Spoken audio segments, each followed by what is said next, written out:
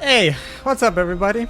It's your boy Xoneris for the last time here at SpeedCon. Playing one of my favorite speed games currently. Octopath Traveler. Compared to the last two runs I did at this marathon, I have a co-commentary at my side. Please introduce yourself. Hi, I am Sunny Muffin, and I also run Octopath Travel. Exactly. So yeah, buckle up. This is going to be quite a long ride, and I brought some talking power with me because I'm honestly not exactly sure what I can talk about for like 3.5 hours. All right, time starts in 3. Oh wait, hold on.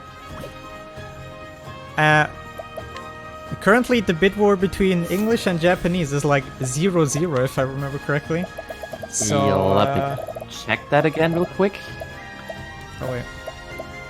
Yep, we're still at 0-0 for the language bid war. Okay, so However, I was being told that you guys at home, you can still donate for that during the run, and this can still change during the run. So keep your donations. Pause. yeah, like currently with just a single dollar you can make me change from Japanese to English, but since we're currently at 0-0, I'm not sure what to start. I guess I would flip a coin, but I don't have any coins here, so Floa, you decide. What do you want, Japanese or English? Until Oh somebody... my god, that's a hard decision. Let's start with Japanese, I guess. Right, fair. Fine with me. That was one of the hardest decisions in my life. And yeah, still Save the frames. one single dollar can change it. So yeah, time starts in 3, 2, 1, go! Alright, yeah, Octopath Traveler. For all of you in chat, or for all of you watching who never seen this game anywhere or never heard of this game anywhere, this is a JRPG which features, as the title suggests, 8 different characters. And the cool thing about this is at the start of the game you can choose one of the 8 characters as your starting character, so you have already quite a big choice.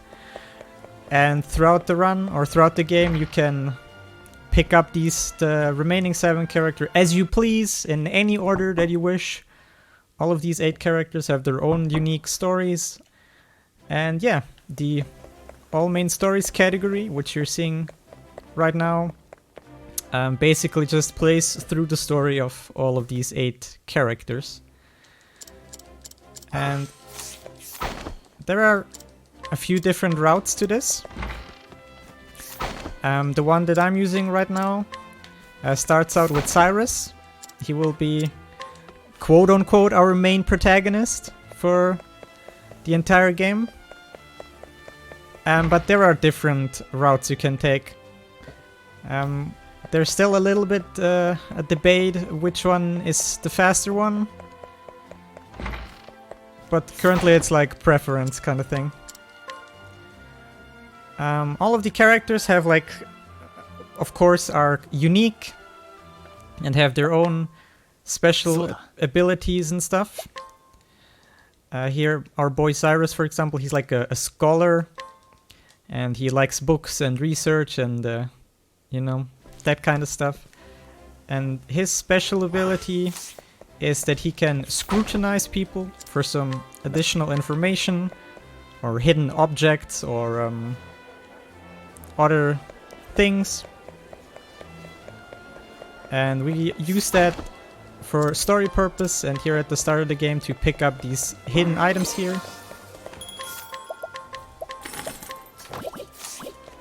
Yeah, Cyrus is basically Sherlock Holmes. He likes to wander around cities and solve all of the mysteries that are within. And this is anybody that runs Octopath Traveler, this is their favorite chapter because we do it so many times.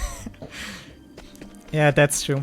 All of the 8 characters, their story is divided into 4 chapters.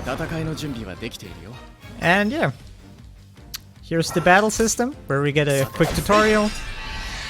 So it's your typical turn-based combat system with 2 slight differences, or 2 things that make it unique. First of all, you have the break mechanic. All enemies in the game are vulnerable to certain melee attacks or certain elemental attacks. And they have like a shield thing. And whenever you attack them with one of their vulnerabilities, that shield drops. And if it hits 0, they basically get stunned. And whenever they get stunned, they take like double damage. And they can't do something for a turn. And the other thing is the BP thing. It's indicated by like the golden points right below a character's name. The boost points. Every turn you get one of those. And you can like use them to like enhance your attacks or your abilities to do more damage or to do more of the same attack in a single turn. And yeah, we'll be using this system to its strength as much as we can. Oh, you got a good pattern here. So this is Russell. Russell has his 2 little ice elemental adds that come with him, and the first like big point of RNG in the run is just determined based on the turn order. So Xoneris got a little bit lucky here, and Cyrus acts before the ice elementals get a second turn. So this Russell kill is going to be a little bit quicker than having to wait for the animations of their attack.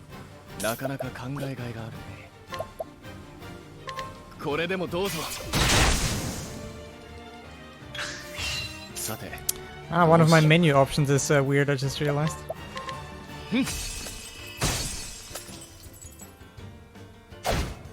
I think I have the remember cursor thing on. Oh yeah, you definitely have remember cursor on. Yeah, that's awkward. I need to get rid of that after this fight.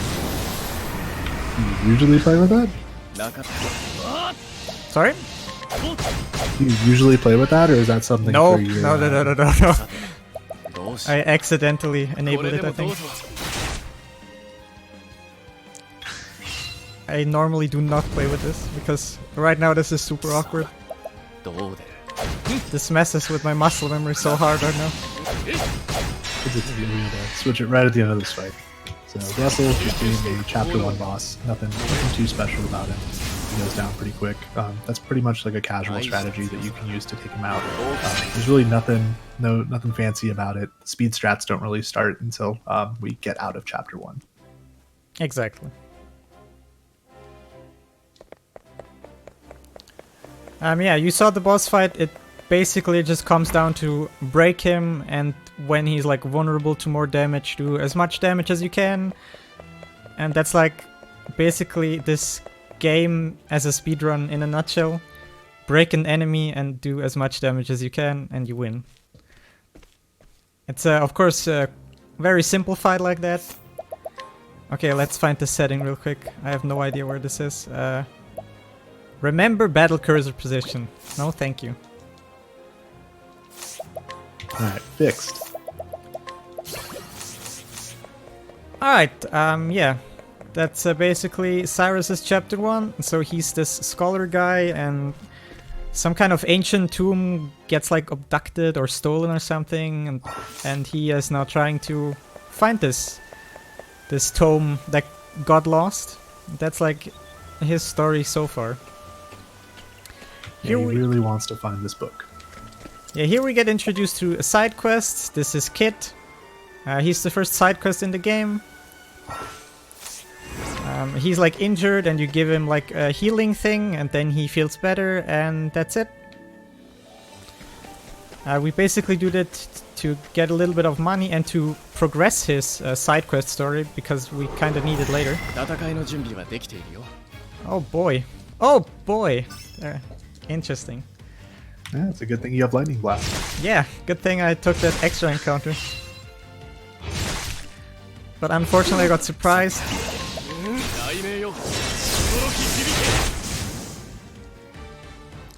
Alright, so coming up is Whistlewood. This is like the worst area in the entire game, I'd say.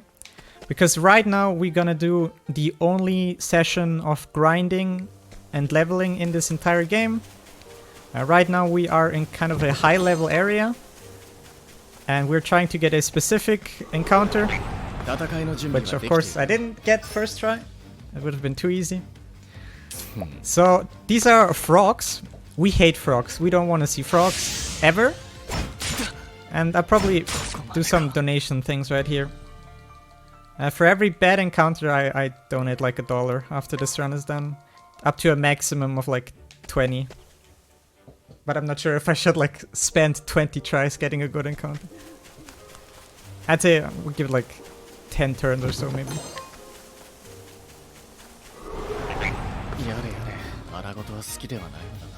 If I get a Kate somewhere in here, which is kind of a special enemy, it's kind of rare to get. It's like, yeah, super rare encounter.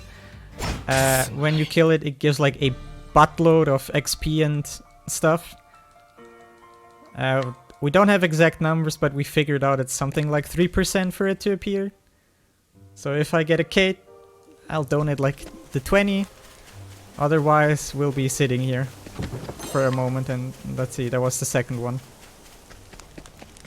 Yeah, so anytime you see 4 frogs, you're sad. You don't want frogs. You want bugs. You also don't want the big frog that has really a ton of armor, because he comes with 2 bugs and you can't kill him. He's a little bit of a pain like that. You can also get owls. Owls are good, but Cyrus has to go before the owls or else they're not good. So this Whistlewood lottery is in every single story except for Ulbrich's, as well as all of the longer categories, unless you're going for a Kate start, so which is even more luck reliant. So we get to know Whistlewood pretty well when you're playing this game. That's number 4. The torch manip didn't work. Apparently not. It's because you were going counterclockwise. You got to go clockwise. Alright, I'll try that.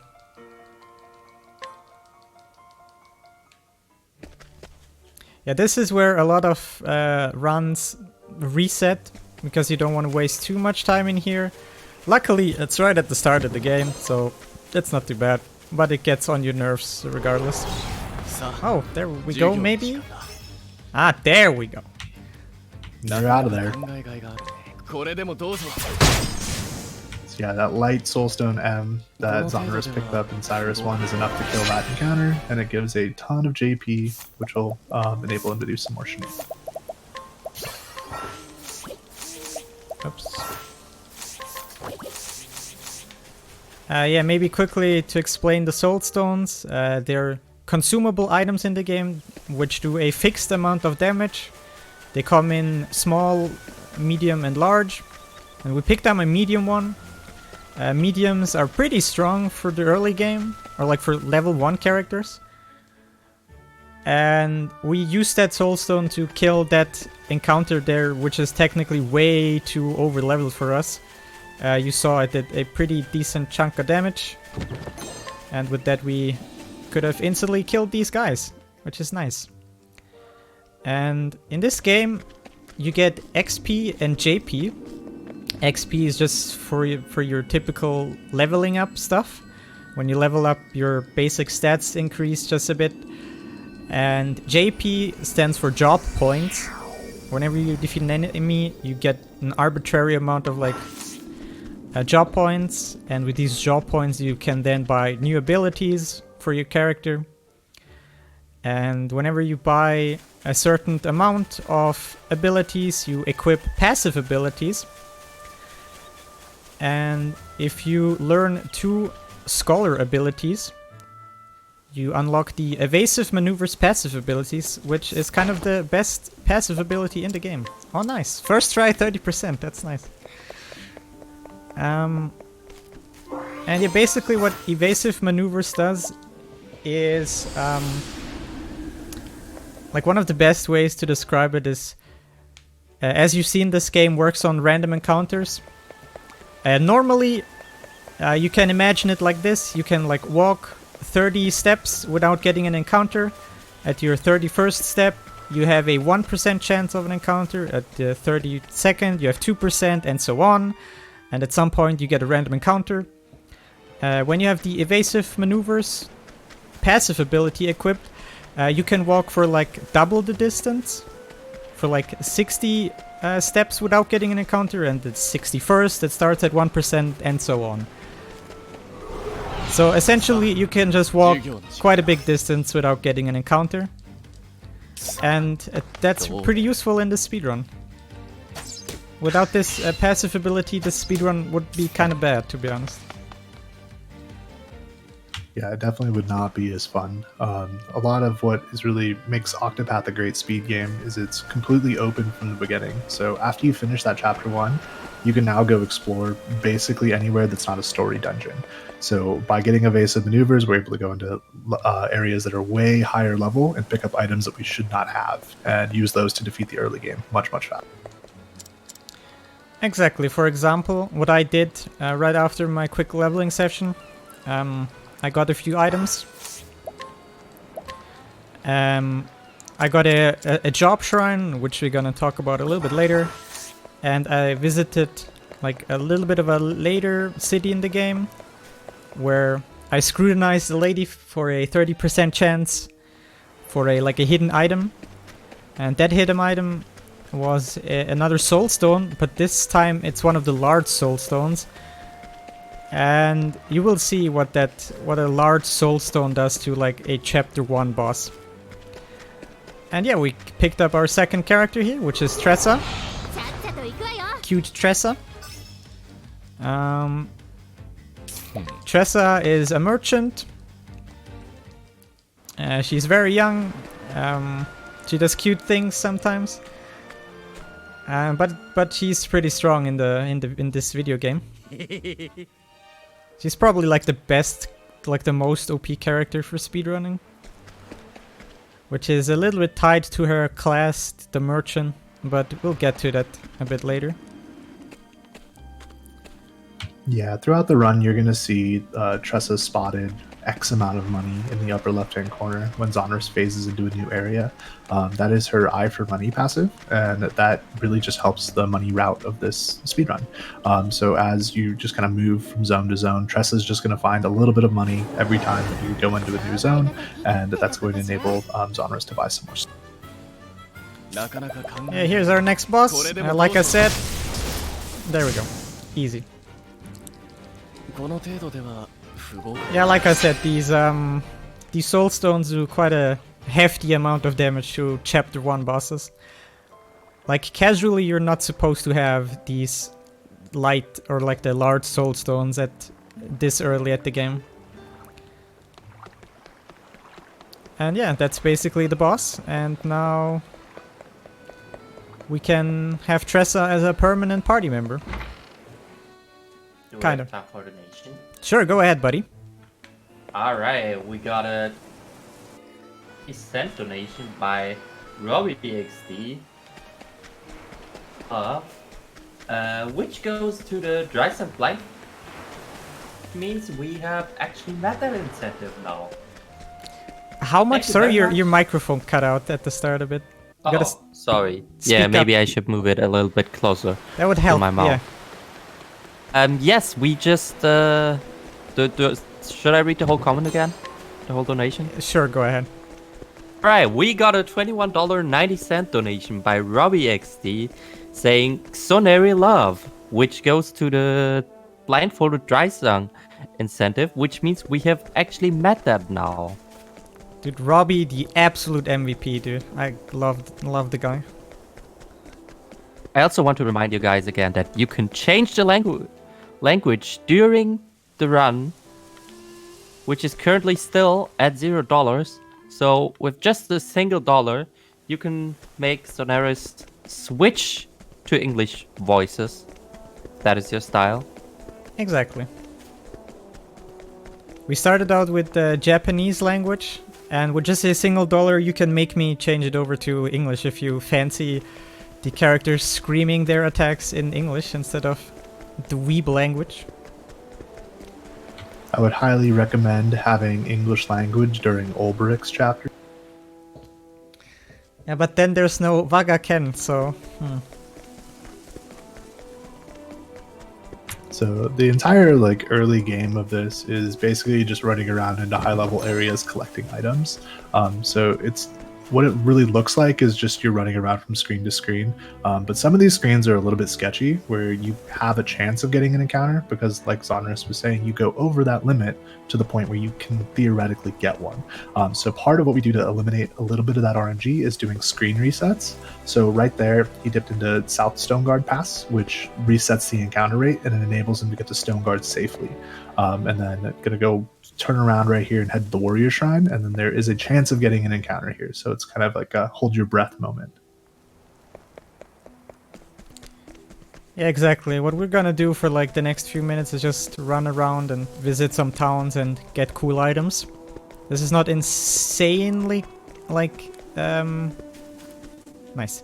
It's not insanely action heavy, but it's like kind of needed for the speedrun.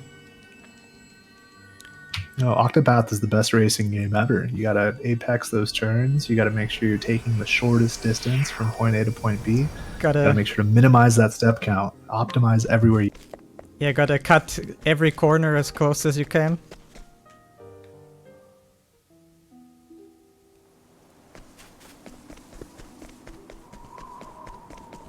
Yeah, so fortunately or unfortunately, pretty much every category starts with a big exploration section where you're just running around. You can use the game's fast travel system to travel back to any of the cities that you visited prior. So by visiting these cities nice and early on, you can go ahead and get that warp point for a little bit later, as well as be able to kind of loot that city and get all the valuable items that are there and pick up anything that you might need later on in the run. Let me just find a random... This sounds nice. So another method you can do to avoid random encounters is saving at one of these save points in the middle of nowhere. Whoever placed them here, very convenient. And yeah, you just save, go back to the main menu and re-enter. That also resets the step counter, which is quite handy. It's gonna happen like once or twice. Yeah, there are a couple screens that you do it in just to make them more consistent, and there are a couple that you just literally cannot make it without an encounter, without doing that save and quit. So once we're kind of spiraling out of the center of the map and kind of heading into the little tendrils of the paths, it's going to, your encounters get more and more deadly, so you want to be a little bit safer and reset that encounter rate as often as possible.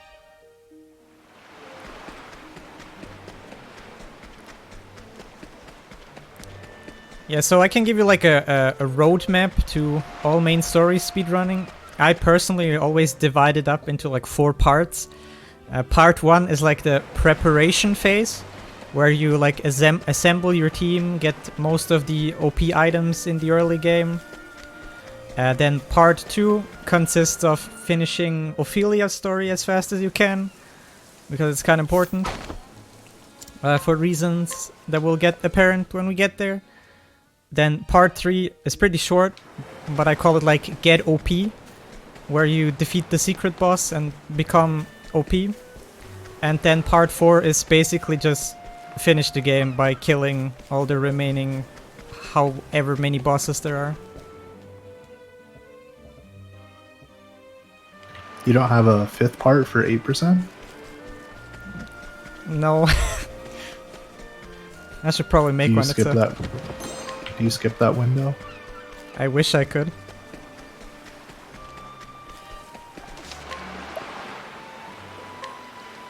Oh, you mean the wind L? Yeah. In my route I do. Or the one I use I do. The madman. Saving the frames.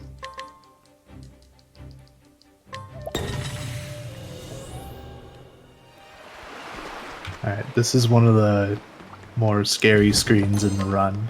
Getting this Thunder L and then going to Grand. So everybody hold your breath here. Monka.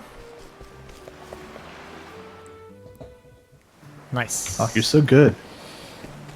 God gamer here. Alright, now we are here in Grandport. This is a late game city. And we are going to buy some stuff here. Also, Tressa, as her character, allows you to buy things off of NPCs. Whenever an NPC has like these 3 dots over their head, that means you can... Oops. You can interact with them in some shape or form. And the interactions depend on which characters are currently in your party. And whenever you have Tressa, you can just buy things from people, which is nice.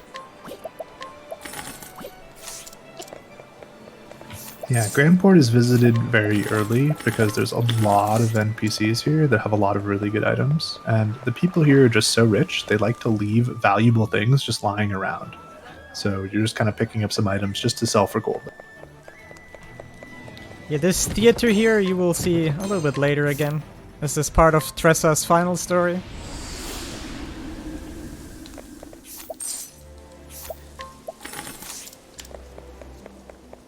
So just kind of teleporting back to Stoneguard here.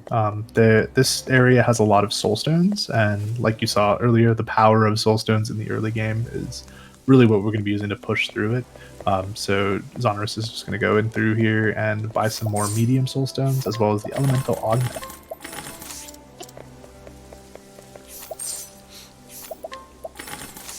Exactly, the elemental augmenter, kind of an important item later in the game. It's like an equipable item that lets you, or that increases your elemental attack by 100, which is quite a lot. And it only costs 6,000, which is a pretty low price for such a status boost enhancement. Yeah, it's a really good deal right there. Also, you saw Alberic in Cobblestone like twice now. He's one of the playable characters, but we're not quite going for him yet because right now he's not really that insanely useful. But at least we visited his town, so we can go back to him whenever we feel like. Yeah, there's basically 3 useful characters in this speedrun, and the first 3 that we...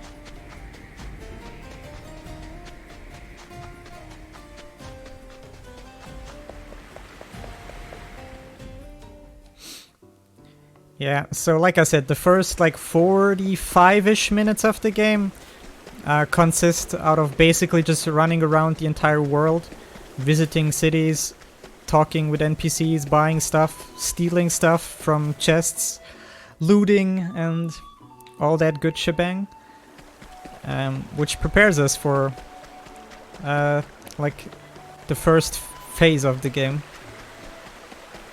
Yeah, you gotta gear up for your epic adventure. Basically, yeah. I mean, you're what, almost 30 minutes in? You've only done 2 stories, aren't you? Aren't you a little... Yeah, so there are 8 characters. Every character has 4 chapters. Every chapter features 1 boss fight. So, if my math is correct, that means we gotta defeat at least 32 bosses this entire run. Currently we're at 2. Just taking it nice and easy. Exactly. This is the part where you get to just kind of look at the art of this game, which is fantastic, as well as listen to the soundtrack. Yeah, I was just about to say. We got a banger alert coming up. Alright, so here is the first instance of a chapter 2. Interestingly enough, when you visit a city or a settlement or a village or whatever, where a chapter of a character can happen and you have not selected anything, the game will ask you, hey, you're now in this city, do you want to continue person X story? And here, this little town here features the story, or the chapter 2 story of Cyrus and Tressa.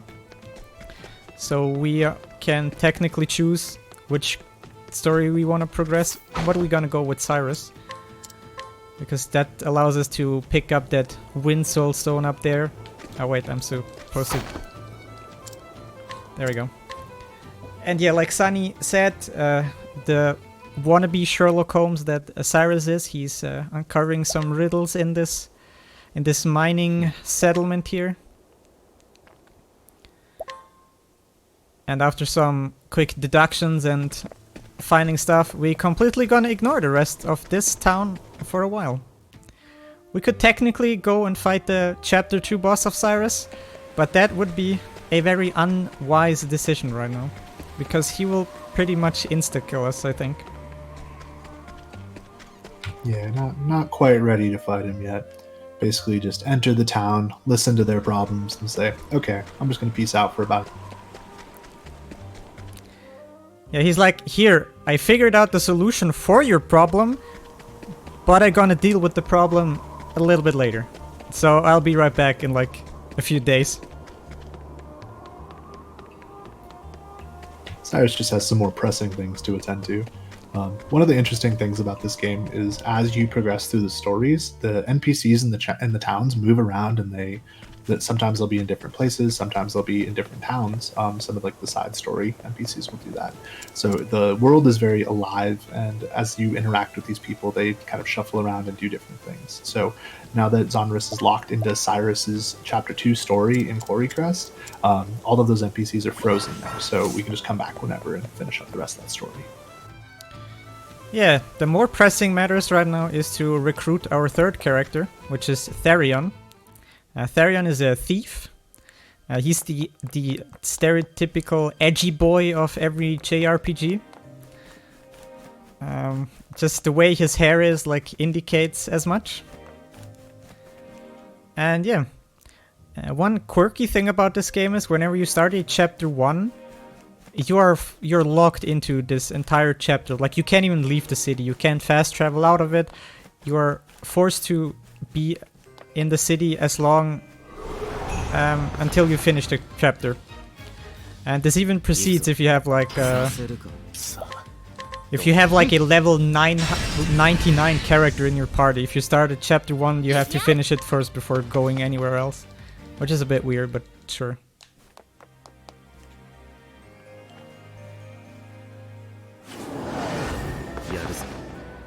Alright, so next boss, which is Heathcote, which is this butler dude.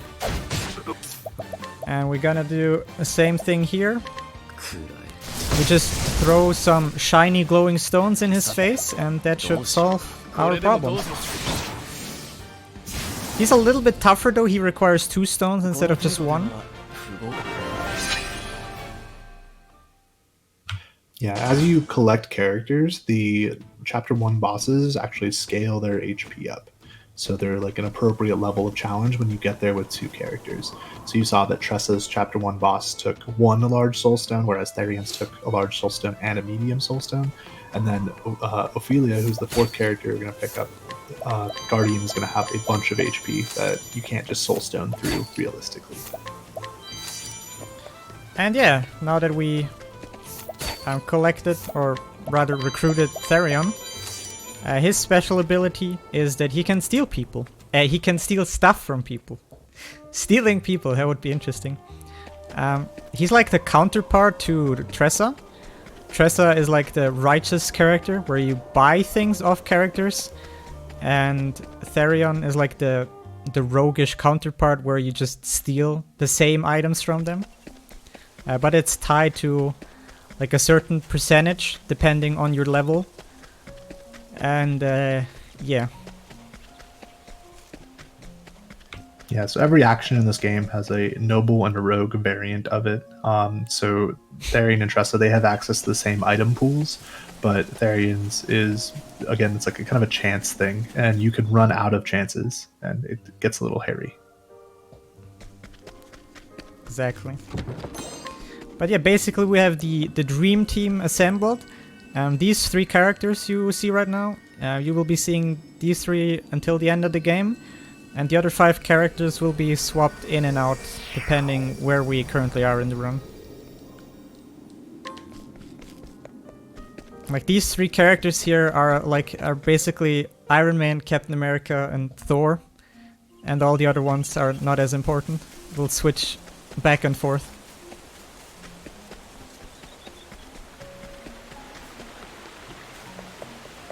Yeah, so Tharian you want to recruit really early on because he has access to the purple chests. So as a thief, he's the only one that can actually unlock those, as well as his steal ability is going to be important a little bit later. But by getting him in the party early, getting him a bunch of XP, you're going to get his level up and make those steals a little bit of a higher % chance. Yeah, that's actually a good point with the purple chests. I totally forgot about that. So there are like different treasure chests in this world. There are like the brown wood ones, and there's some more fancy red ones, and the aforementioned purple ones.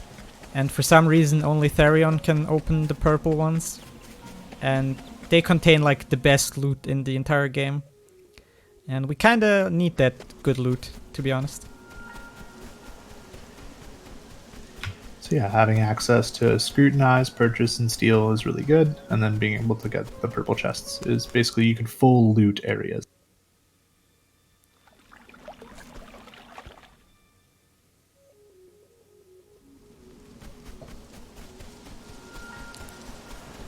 Yeah, we're slowly coming to a close here from like phase 1, which is the preparation phase.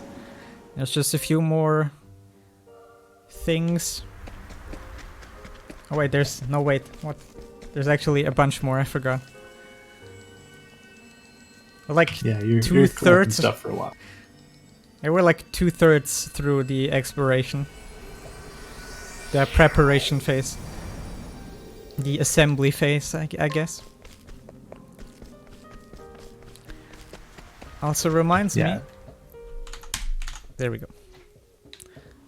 Since this is a JRPG, and a long one at that, I have some notes on the side so I don't get lost.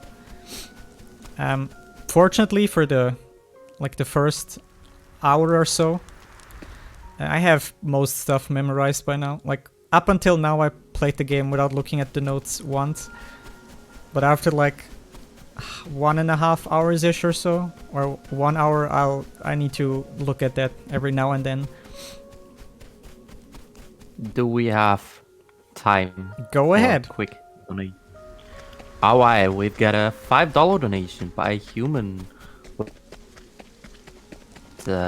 His donation, or their donation, goes towards the English language for the voices. So yeah, it's time to switch. Already done. Thank you very much for that donation, though. What was the comment? Sorry, I think I missed that. No comment. Ah, okay.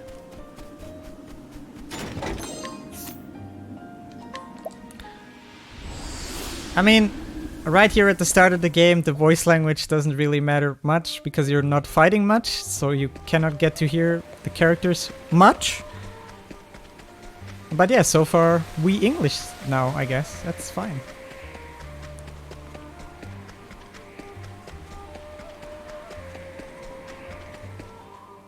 Man, so far the random encounters have been on my side. Jesus Christ.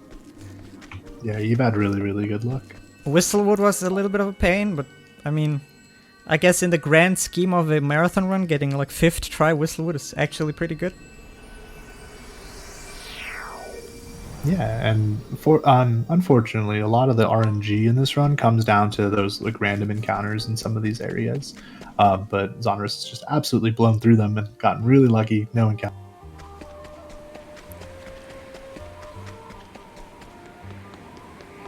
It's just your epic movement. It's so good. Well, it better be. I've been speedrunning this game for like a year now.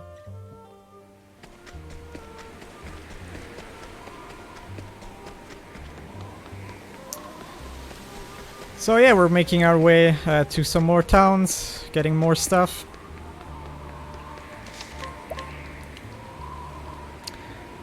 Pretty much when we're done with the preparation or the exploration, we should have visited pretty much every major city except for like 2, I think, or 3.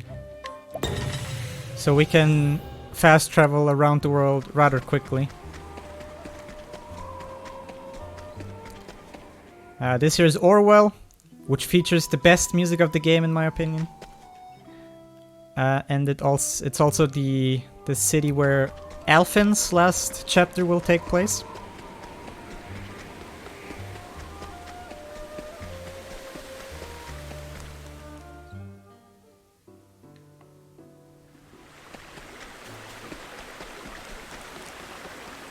Maybe here's a good time, while in this entire exploration, to talk a little bit about the job system in the game.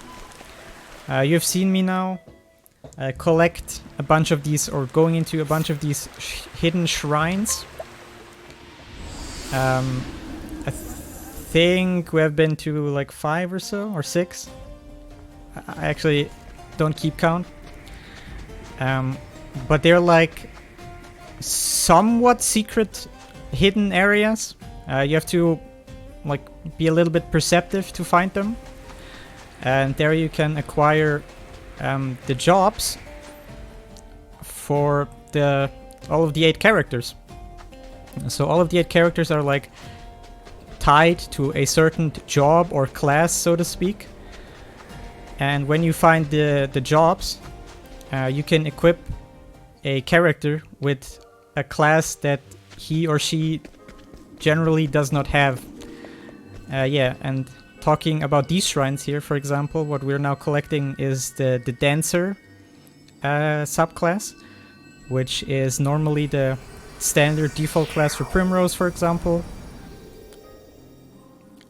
Technically, these are things that you're not supposed to find really early on. This is more like a mid-game to late-game kind of thing. But these jobs will turn out to be insanely useful.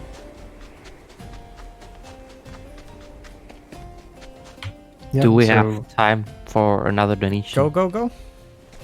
Alright, we've got a $1 donation by Floha258. Sounds familiar. Saying, yeah, right? Saying 500, smiley face. Oh shit, we're at 500? Yes, we have reached $500 for Save the Chip. Nice. Yes, that's indeed worth some claps. Yeah, that's pretty amazing. Thanks for everybody who donated so far, that's pretty cool.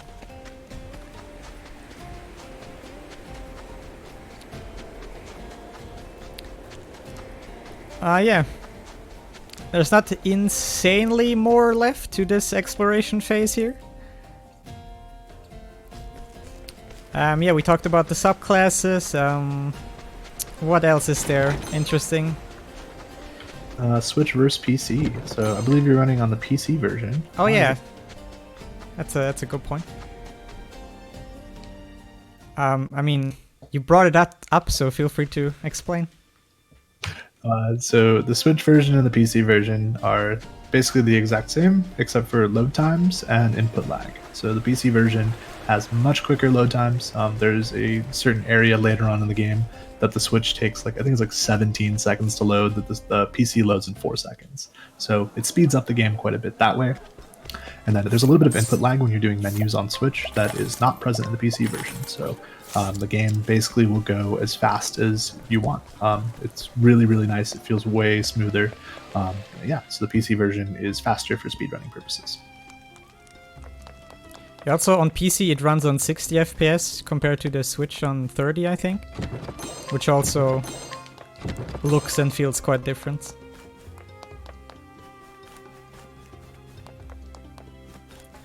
Yeah, so this is Marceline. The people of Marceline also leave their stuff lying around, so just picking up some armor and a headpiece, as well as a Tempest amulet that will be used a little bit later. It has a... Yeah, pretty much everything we're picking up has some kind of purpose. And yeah, we're going to sort of the last area where we do the big exploration preparation phase. Which also, funnily enough, is like the second highest level area of the entire game. Which I find quite interesting. Yep, and it is by far the worst part of the exploration section, but there are purple chests, so you have to come here after you get Therian, and that's why it's right at the end of this little section.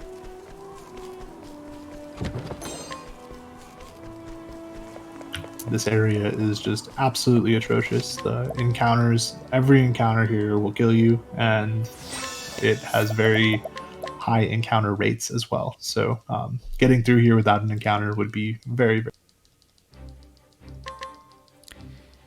Yeah, this right here is the area we're in right now is basically a chapter 4 area. So the game expects you to be like level 45-ish or something along those lines, which is quite absurd. Currently, I don't know, we are level 8, level 5, and level 4. So I guess you guys in chat can figure out what would happen if we get a random encounter here.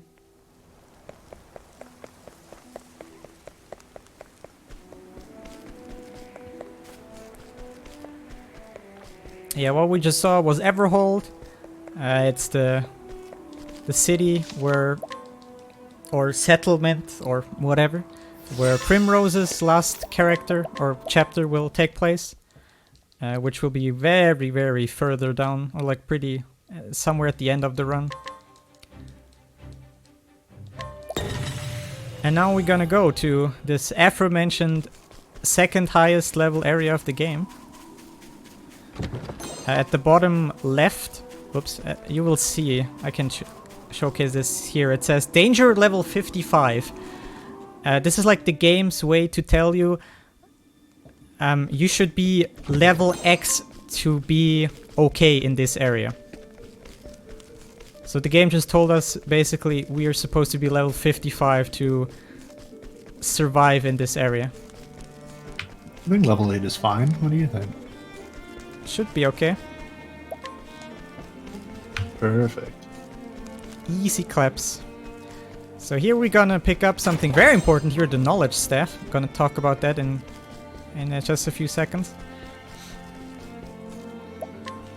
So what Xoneris is doing here, there's an optional boss that's behind that trigger. It's basically asking, are you prepared to fight this boss?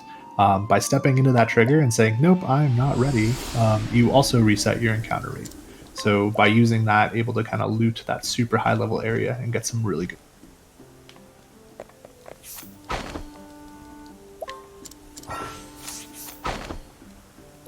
Oh, that was your first failed scrutinize.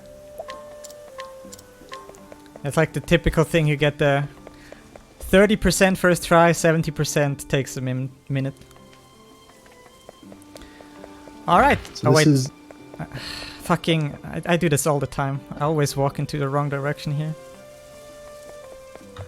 This is Therian's chapter 2. It sends you basically between far ends of Noble Court over and over and over again. So it's actually done in a couple of parts. So Xoneris is going to go ahead and finish the first part of it here, and then come back and finish the second and the third part. Yeah, you will see Noble Court like I think 5 times in this entire run, always for a different reason. Yeah, Noble Court's obnoxious, and the stories just send you all over the place. Yeah, so right here in Therian's chapter 2, you're supposed to like steal a lot of different things from different people, so that the guy in this house here can somehow manufacture some kind of key or something that gives you access to the place where you actually want to go. So we basically said hi to the guy. He told us that he needs all of these ingredients, and before we start stealing the first one, we just dip out and do some other things. So here, this guy, this is the continuation of the first side quest of the game, if you remember. The guy where we gifted him like a healing item so he can be well again. If you do not do that subquest, the guy there and his like tent are not there. And he has a pretty good item there that we just stole from him. So the only reason we do that, like that first subquest, is basically just to spawn that guy so we can steal the head from him. or the helmet or whatever. And that is one of the side stories. So all main stories only covers the characters' required quests.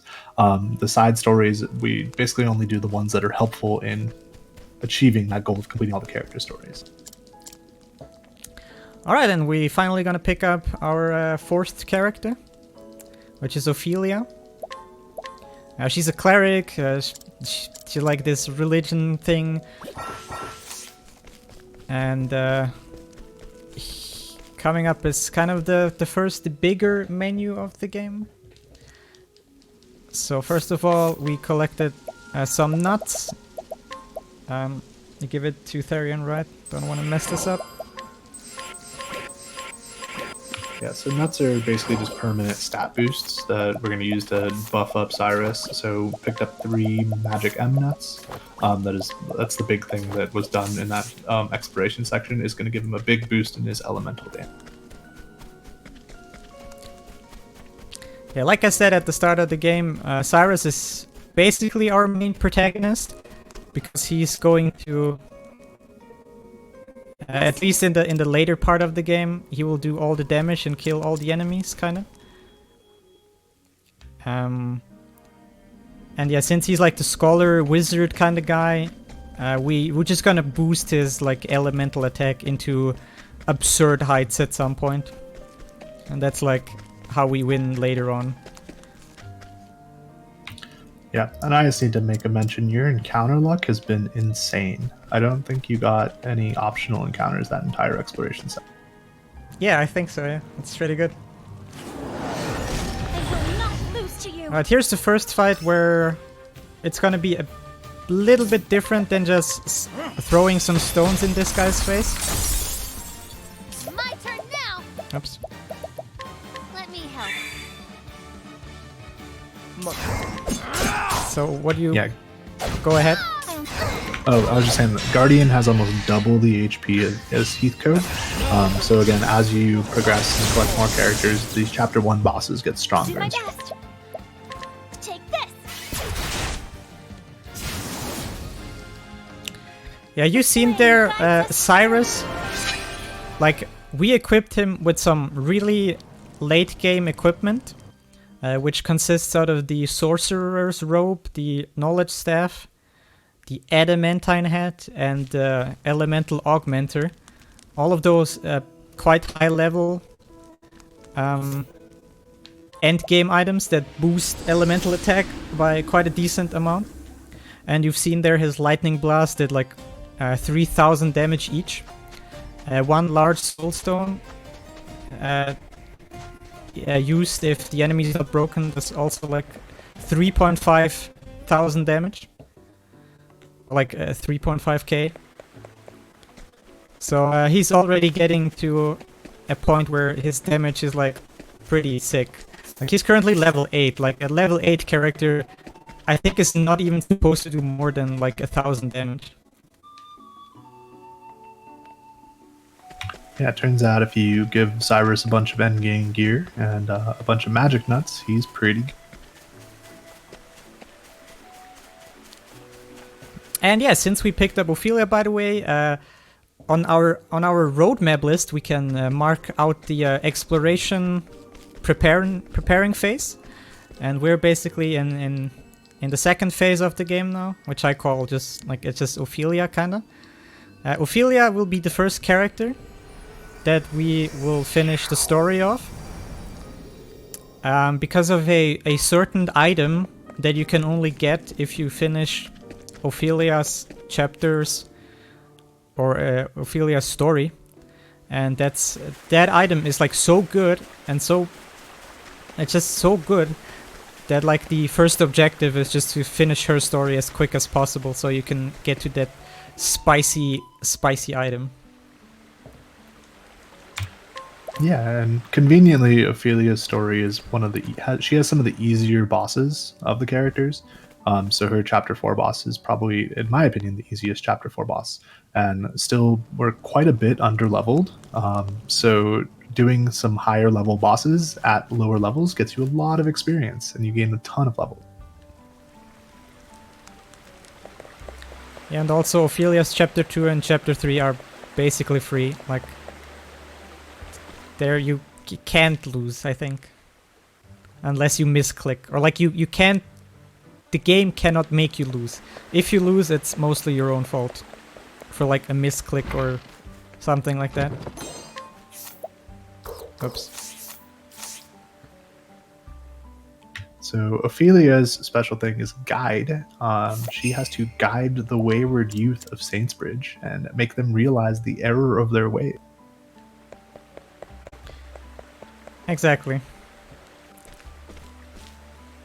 So Ophelia's... This is... Go ahead. Oh, go ahead. Okay, then. So Ophelia's entire story is basically...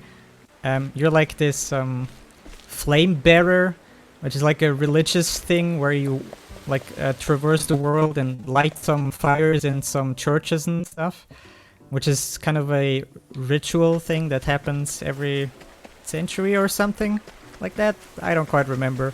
And that's basically her quest. And here in the first like chapter 2, the chapter 2 here is super boring, to be honest. You know, just the kids there and stuff. I actually don't quite remember. Flame, protect us. He stole his friend's necklace and then put it in the My turn forest. now. So we have to go get the necklace.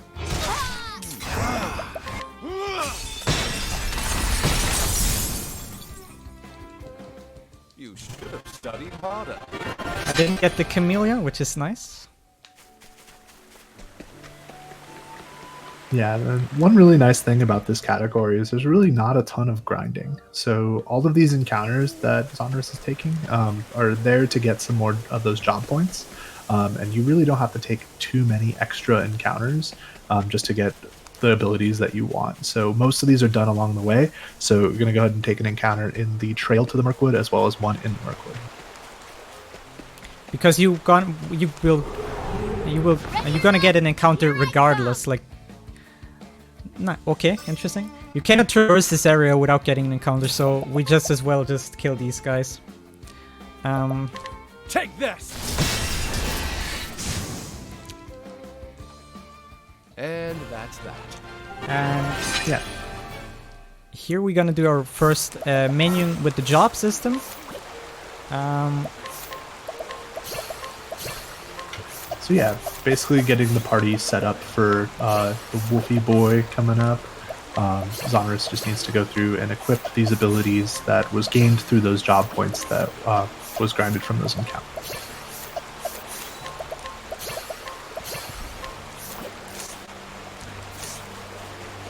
Yeah, not quite enough JP to give Therion 2 dancer skills, which is fine. I just need to keep that in mind. I will not lose to you. Alright, so... What's this boss's name? Rotvidnir, I think. My turn now. Perfect. So, yeah, this guy, No, you will not. I'm just playing extra careful to not mess anything up. What to do? So this guy right here is actually pretty easy. You break the guy. I will not. No, you will not. What to do? And here's the first instance where you see like the early game, how the early game gets super OP. By this lovely ability here called Hired Help. And you see, that was a My turn. decent chunk of damage right If there. you don't mind. And we're now quickly gonna finish off the guy. There we go. Easy claps, dude. Not bad. So, A passing. basically what Hired Help does, we like to call it the pay-to-win ability, because that's what it is. You just spend a certain fixed amount of money to hire some guys that attack for you.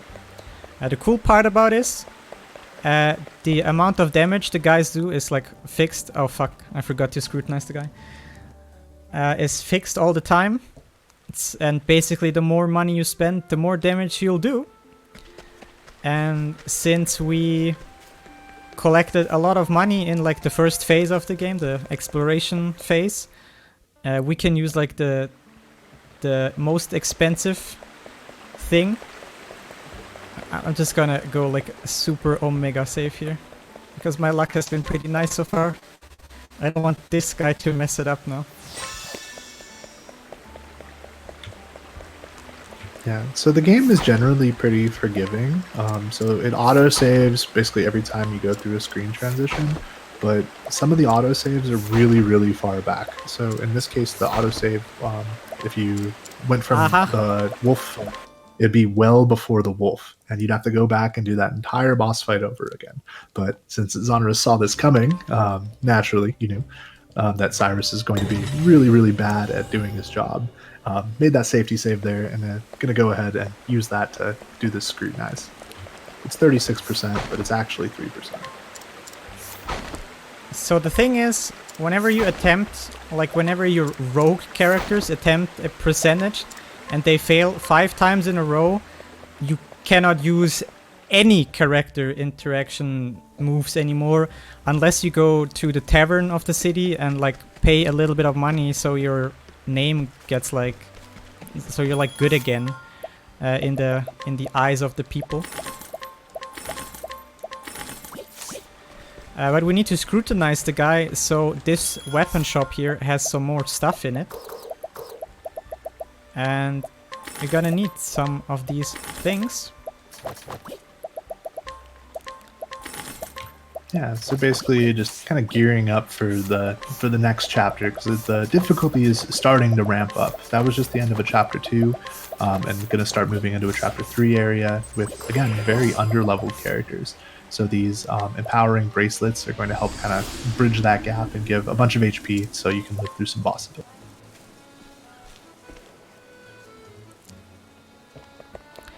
Yeah, exactly. What these bracelets do, there are an equipable item, an accessory that gives you 500 HP, and interestingly enough, you can equip 2 accessories to each character.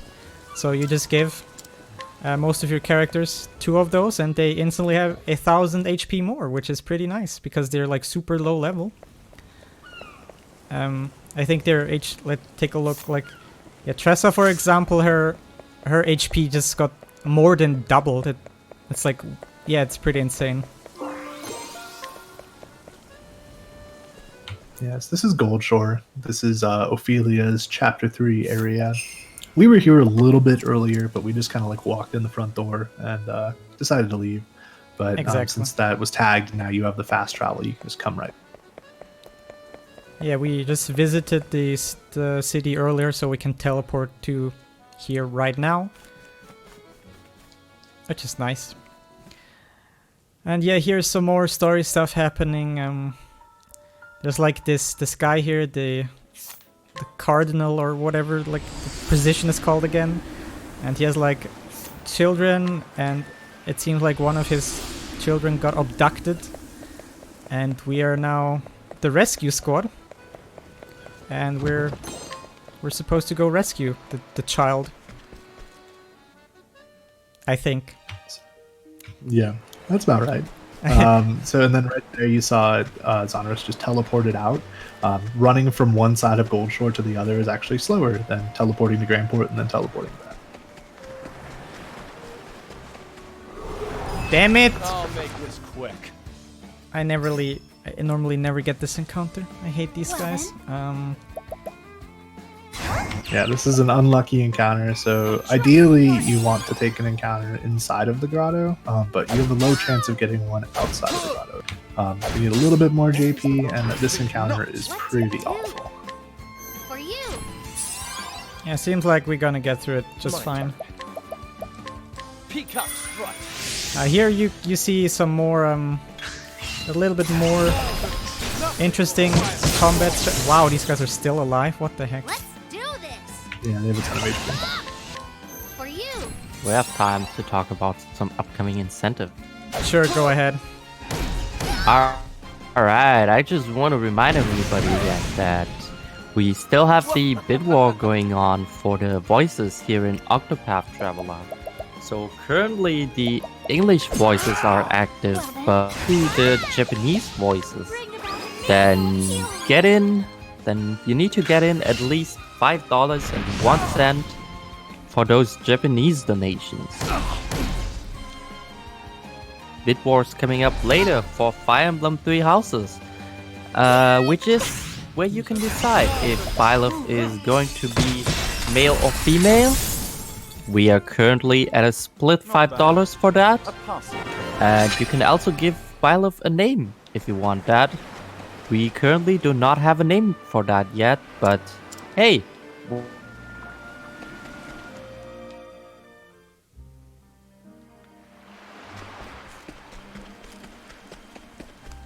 Yeah, so we finally made it inside this this cavern. And this is where we actually want an encounter to happen. Take a safety save here again, because if you get surprised by the enemies in here, it's mostly bad news. Yeah, even though most of your characters now have like 1500 health, there are some surprise attacks that can just actually just kill you if you get a bad. Peacock strut. So right now the fastest way, or like the general strategy here, is to buff up Cyrus to like as much as you can, and then you just kill him. I trust in your aid. So you give him the maximum boost points that he can possibly get.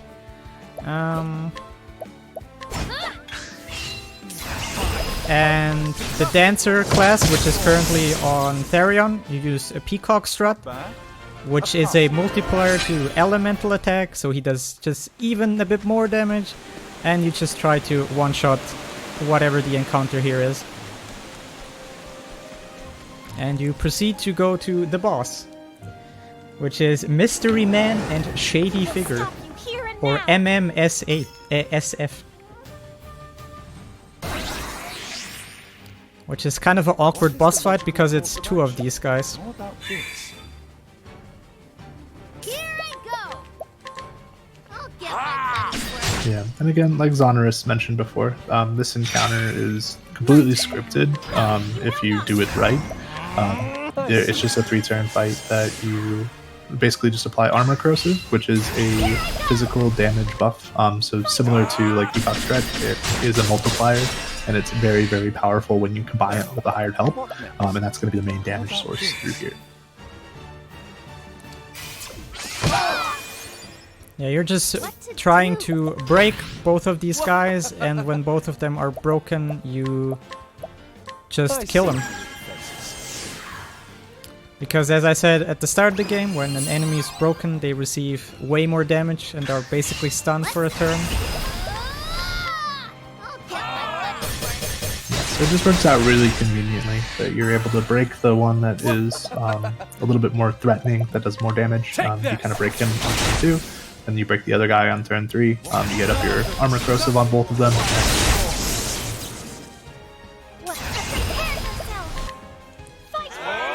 And here again, for like the first half of the game, hired help, veterans is your strongest source of damage.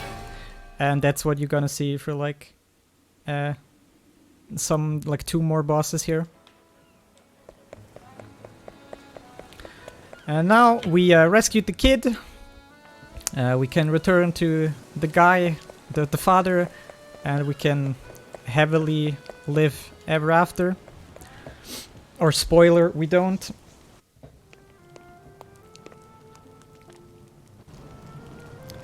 Also a thing that we completely forgot to mention, but I mean you can kind of see it yourself. In this game you have the ability to skip cutscenes, which also is like a big reason why this game is a pretty enjoyable speedrun compared to like other JRPGs where you have to sit through endless cutscenes. Here you just need to hold down a button and all of these cutscenes get skipped on their own, which is super nice. Because these cutscenes tend to be quite long. I think not too many days ago I saw a YouTube video with the title Octopath Traveler all cutscenes, and I think the video was like 8 hours long or so. Yeah, it definitely makes this game very enjoyable to speedrun. If you are interested at all in speedrunning a JRPG, I would highly recommend Octopath. The movement is very fluid, the menus feel super good, the combat system's amazing, music, art style, 10 out of 10. It's great. Yeah, it is a pretty good game. By the way, here we just quickly visited the highest level area of the game. The forest of purgation, I think it's called, or something. Where you can also fight the strongest side boss of the game. Step right up. So right here, oh nice. This is also a mandatory encounter here. And nice, got good RNG. With good RNG, I mean bad RNG. Here. I got caught by surprise and Cyrus died, so that's a little bit unlucky here. Okay, let's just You will not. do it easy. Let's just What to do? Blood of arrows. Yeah, so again, in the chapter 4 area, the encounters are very, very high level, and like you saw there, these guys just one-shot Cyrus. Fortunately, this encounter is scripted every single time. It's going to be the 2 plains drakes, so we just kind of tailor our party to be able to handle this encounter, because it's impossible to go from the Forest of Purgation to Whispermill in one go. So we are basically planning around this encounter. That's the entire reason that Tressa has the Hunter job and that Arrow Storm ability. Yeah, fortunately there are some areas of the game where the very first encounter will always be the same. And for speedrunners this is of course very nice. The less variables you have in your speed game, the better you can like plan ahead and stuff, which is nice. Okay, here the most important menuing of the game. Don't forget to buy Herbs of Clamor. I swear to god, this lost me like most of my runs. Just forgetting to buy a single item.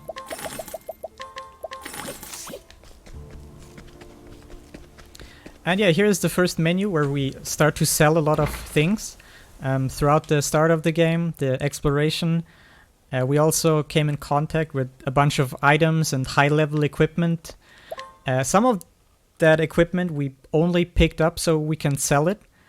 Because as you can imagine, some high-level gear gives quite a good price if you sell it. And money is a little bit of a concern at the start of from the start to the middle of the game. But after a certain point, money is not that big of a deal anymore. So It comes down to the hired help ability, which costs money, as explained earlier. And if you run out of money, you can't use the ability. And without that ability, it gets kind of hard to defeat bosses that are like 20 levels above you, or even more. Yeah, so the story at this point, this is Ophelia's chapter 4. Basically, this cult has taken over Whispermill, and the cult leader has kidnapped Ophelia's sister. So Ophelia, being a good big sister, is going to go try to rescue her sister from this cult leader, Matthias. This is probably like my favorite chapter in the game as far as the story goes. So it's a good thing we have English voices on. Oh yeah, it's good that you mentioned it. I cannot allow to skip that. So here we are going to do another menu.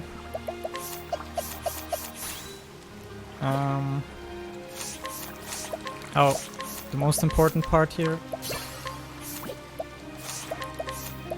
Will bewildering grace. What is this? Bruh, come on. So basically this menu is just to give some people more HP. So Ophelia was not tanky enough, so we gave her Hail and Hardy, which is an apothecary passive ability that gives her 300 additional HP. And then put the apothecary class on Cyrus, which is going to give him an additional 250. Just so that they can survive some attacks, because right now they're a little bit too... Peacock strut. Yeah, this right here is another kind of mandatory encounter. Try this Yeah, so you can skip this encounter with a save and quit, but you don't want to. It's worth a lot of JP at this point in the game, and we're going to need that for a setup that comes up after this challenge. And that mushroom has so much Should HP. have studied harder. Yeah, the mushroom is a pretty strong lad right there. And yeah, coming up is the last boss of Ophelia's story. A fan favorite within the Octopath community, for reasons that will come apparent to you in just a second. Before we can fight the boss though, we have to fight some of his goons first. They are I will not lose to you. maybe, like hopefully, they're not too mean to us. I'll do my best. There's a slight chance they can, they can kill us, which is highly unlikely, but we'll see. It's probably gonna happen now. Okay, we're already, yeah, we should be good. Let's do this. Yeah, there's a chance that they can throw a soul stone back at us and give us some of our own medicine. And if all three of them decide to throw a soul stone, it's a complete party wipe. There's nothing you can do. Exactly. Peacock. So what you do here again is you break them. In this case with Tressa and some mercenaries. And after they're broken, you do their usual procedure with Cyrus and just blast them away. Not bad. A passing. And now we get to the actual guy, the actual final boss. Make sure to not skip dialogue. Yeah. So, please, yeah, just listen for yourself. I will stop you here and now. Spout all the pretty words you like. You know the truth. She will never again know the happiness she once did. Why do you rob your sister of the hope I offer her? What else does she have but that futile wish? She still has so much more, whether she sees it or not. Every tie you have to another person, small though it might be, will help you rise again when you have fallen. What is the logic Yeah, of unfortunately, there's more dialogue to him, but he does not spout all of his dialogue in one go, which is a bit sad. There's also a minor chance that he can kill a party member here, which hopefully doesn't happen, because I actually don't know the backup. This should help. Out of my way. Fingers crossed.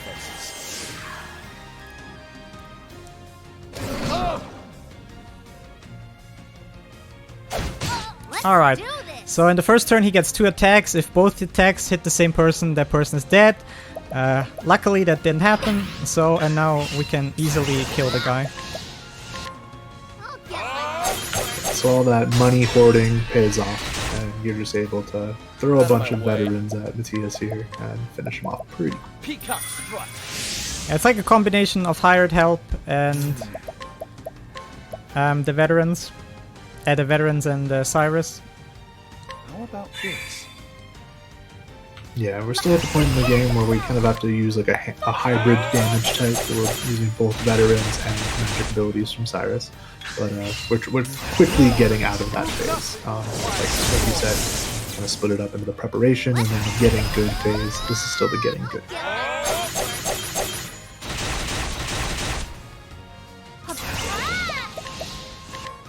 And yeah, this should be the last attack and the guy's dead. And also, of course, we make a big joke about this, but in my opinion, I think the voice acting in this game is actually pretty good.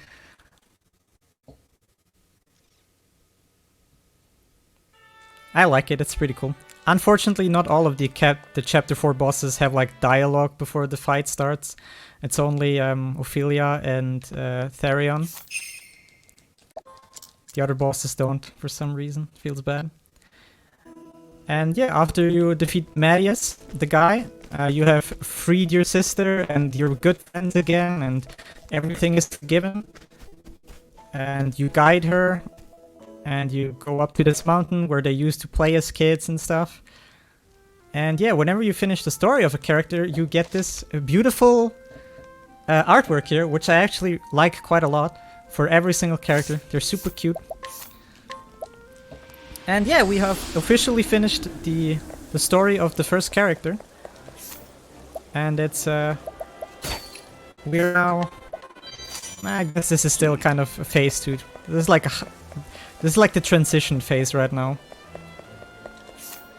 Yeah, so one character's story down, you have 8 of them, right? So you're like an hour and a half in. Aren't you worried? That's pretty slow. Yeah, I know. I'm having some trouble here at the start. We'll get there. So another side effect of finishing Ophelia's story is these NPCs that... You good? Yeah, I just got confused for a sec. It's all good. Continue. Yeah, these NPCs that are in the town right now aren't actually here if you come here before finishing Ophelia's story. And there's quite a bit of money to be had, so the commemorative coin that was just scrutinized, as well as completing the side quest right there, are worth almost 40,000 money. So it's very, very helpful to getting enough to actually defeat the next boss. I always scrutinize the wrong guy for some reason. So yeah, here we do some more side quests, as you saw. These are like the only other 2 side quests we do, kind of, in the game. You talk with this guy and give him some book or something. Honestly, the side quests of this game suck a little bit. But yeah, he gives you some cool stuff, and this guy, yeah. And yeah, now we go to Sainsbridge. And I hope you guys remembered the part where I said after Ophelia is done, you get quite a good item. And this is what we're doing right now. This is another side quest. So we have this kid here who has like a crush on a girl, I think. And you're supposed to help the kid to I think he's like awkward and he's like too scared or shy to talk with the girl or something. And what you do is you go to the girl here and you buy the flower and you give it to the kid, and then something. Oh yeah, then the girl is like, I don't like you. I have a crush on the other guy, which is like, dude, really? Feels bad. And yeah, then you get the reward. Still a better love story than Twilight. Yeah, so we just got the badge of friendship, which is the OP item I was talking about. So the badge of friendship is an equipable item. It's an accessoire, and when you have it equipped, whenever you finish a fight, you get 50% more job points. And as I mentioned at the start of the game, job points are the points that you need to learn new abilities. And it will turn out that we're gonna need quite a lot of those job points further down the line. So it's kind of a mandatory item. Like, the effect it has doesn't sound too OP, but it's actually really kind of important to have it. Yeah, the gating in this game is kind of weird, because experience in the speedrun really, it tends to not matter outside of the first couple of levels. What we're really gated by is those job points. By getting a ton of those, you're able to unlock more powerful abilities and use those to kind of become OP. But like experience, you just gain a little bit more HP, do a little bit more damage. It's really not that big of a deal. Most of your like actual stats come from your gear and your job. I haven't really looked at my notes much this entire time. I'm slightly getting scared. I'm just gonna buy... I don't think you need to buy this. I'm just gonna do it out of safety, I guess. Yeah, if you sell here, you're 100% good on money. Yeah, should be fine. Alright, we are kind of in the third phase now, which is which I call the getting OP phase. And we're now going to fight this aforementioned secret boss, which I have the incentive that I do the entire boss fight blindfolded, which have been met because of a generous donation of my friend Robbie. So I hope you guys will enjoy that. This is Don't wait. Yeah, unfortunately you have this encounter here, which you need to get past. These guys are a little bit annoying. What is the logical course of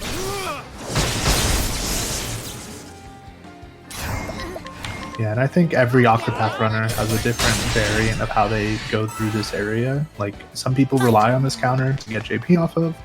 Some people just try to break it. Some people will, like myself, I'll teleport back to Victor's Hollow and go at it from the south to try to not get that encounter. It's just one of the little things that just kind of differentiates all the various runners in the game. Alright, here we are in the Shrine of the Archmage. As it turns out, you've seen like the job system in the game. Every character has like his like class that you can equip to other characters.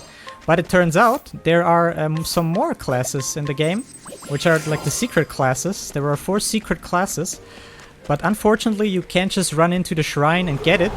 You need to defeat a boss first, and these guys are pretty hefty. They're in general stronger than your average Chapter 4 boss fight. a tempest of ice Damn it. and rain?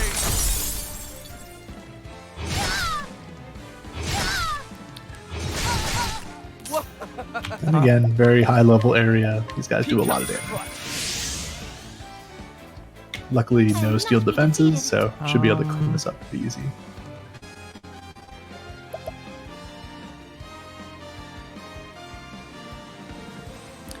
Do I need to break them to kill them? I don't think so, right? Oh, you can really easy though. Just donate and then works.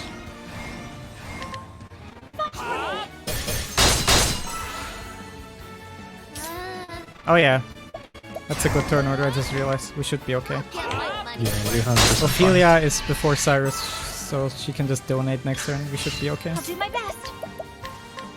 I trust Yeah, these guys can troll you a little bit. They have an ability called Steel Defenses that increases their elemental resistance, and it makes it so that it's kind of awkward to kill them because they take a lot less. Ends your lesson. Luckily, got a good pattern there. You're supposed to kill these guys as well for some bonus JP and XP and stuff. And yeah, we're coming up to the save point of the boss. We're gonna do a rather big menu here again. So we have some more nuts for Cyrus, and I'm gonna do the slow. So the equipment here is gonna be pretty important. Feel free to talk about that, by the way. Yeah, this strategy for Driasang is actually really tight. So Driasang has a set ability pattern that we have to abuse in order to kill him, because right now way too low of level, and by having some very precise equipment on our characters, as well as some precise jobs, and like you saw the nourishing nuts there, are going to give people just enough HP to be able to live through some of these patterns. So, and in AMS, this is actually the biggest menu in the game. So doing this quickly is very difficult. Some of the menus in this game are pretty hard and pretty lengthy, just like any good JRPG. So just kind of making sure to have all your characters set up, ready to take on this.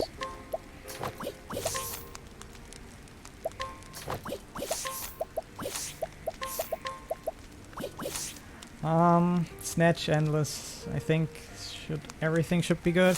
Okay, so before I do the blindfold, I just quickly need to check my menu again. Okay, I got the monster perfume. That's pretty important to know that I got that one. I got a Shadow M. Okay, so it's like 3 up and 5 up. Alright. The rest just comes down to hopefully I did the menu correctly. Yeah, everything looked okay. Alright, so we're about to fight this guy here. Oh wait, hold up, before we do that. Just out of pure safety. Yeah, this fight blindfold is probably the reason why I'll be overestimated, because this fight normally doesn't take that long, but blindfolded gonna take a second here. I will try to explain my thoughts during blindfolded so you can like see my thought process. Alright, And when I press like the step forward button here, the fight will start. I brought my scarf here. Losing some minutes here because I need to get blind here, of course. And that scarf has been verified, 100%. Can't see through it. Probably.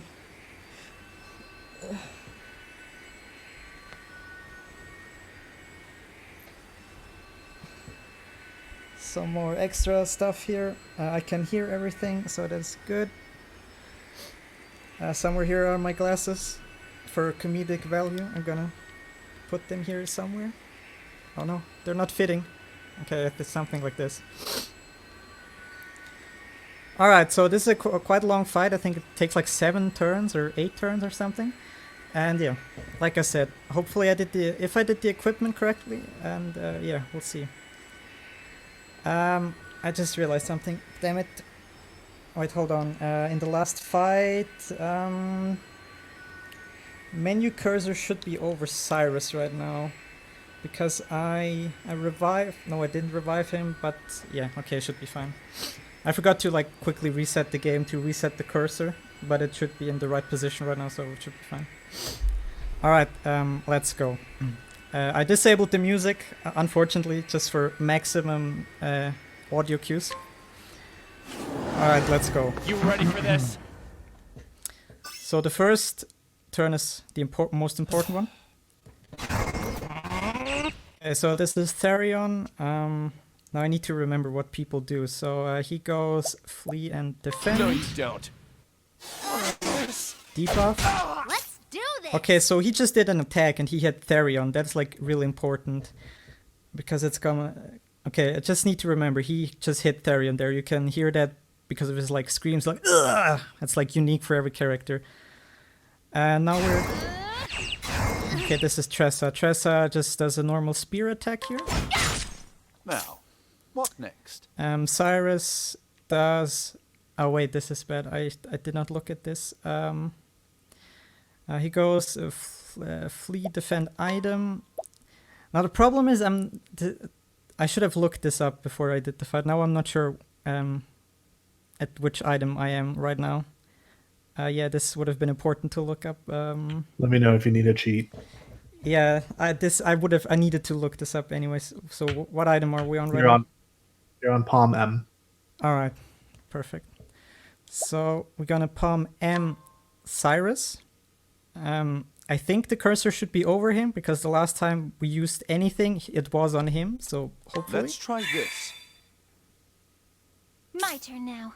All right, and now it is the cleric's turn. So we go summon cleric warrior and 1,000 spears.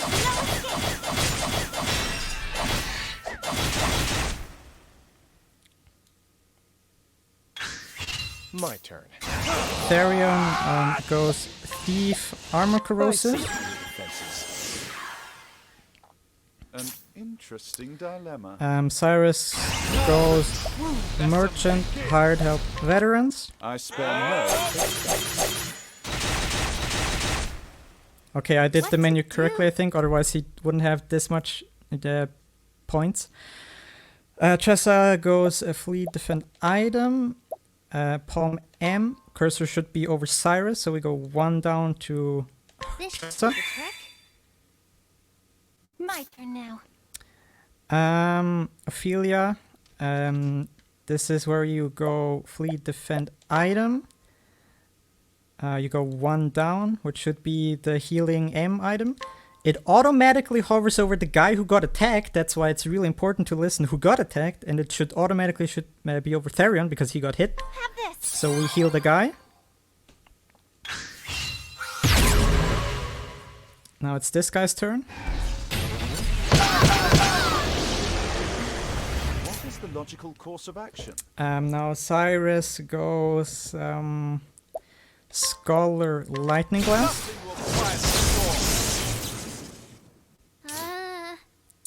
Tressa.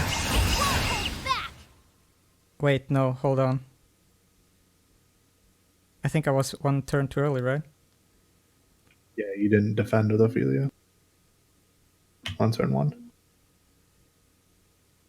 Didn't I? What? Hold up. Oh wait, this is... Everything's correct, right? I feel like? Oh yeah, yeah, you're right. I see the problem now. God damn it, hold on. Reset, God damn it. I still have.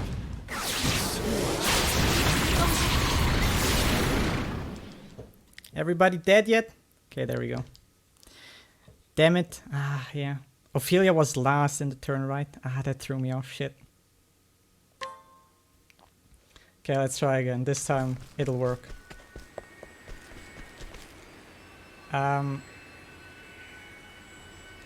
Cursor should be over Therion right now because we just healed him. Damn it! That's unfortunate. Okay, let's try again. You won't move willingly. God damn it. I was really hoping to get this first try. Alright, just a normal attack here. Now, what Debuff,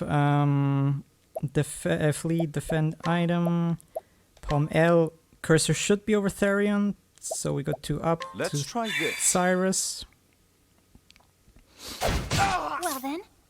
I think Therion just got hit there again. Sounded like Therion. This is Ophelia, right? So we go flee, defend this time. This guy, flee, defend. No, you don't. My turn. Thief and armor corrosive. I see through your defenses. My turn now. Okay, this time summon, cleric, warrior, and 1,000 spears.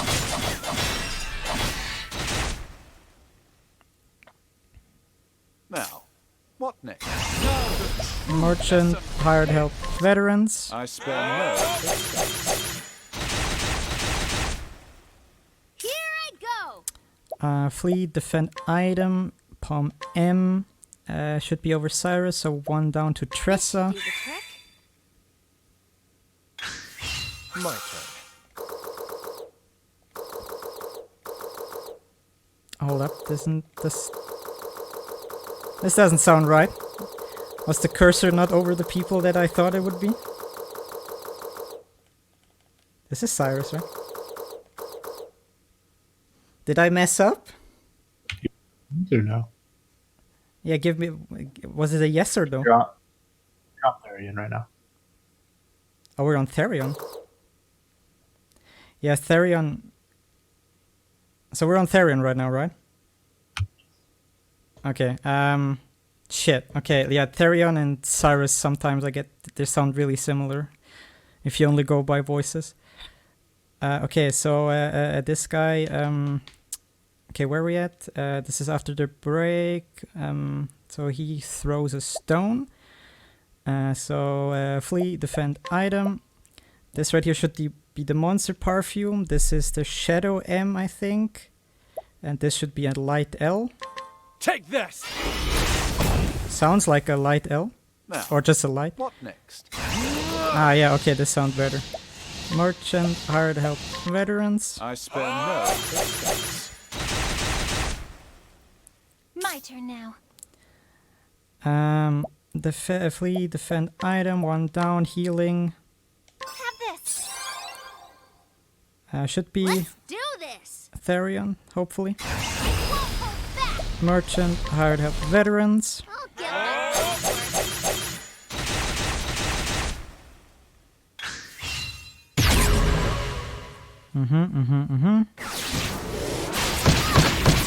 Ventus Salter.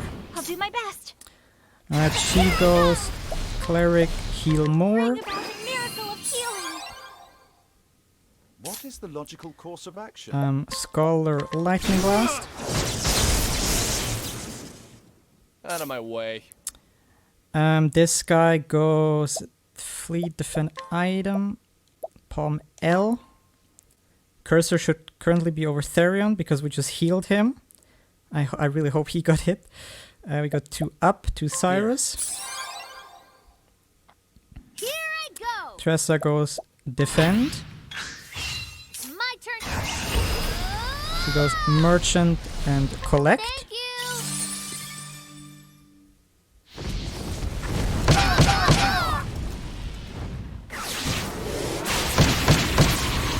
Okay, this is the big monk ass part. I hope everybody survived. I don't know, but hopefully.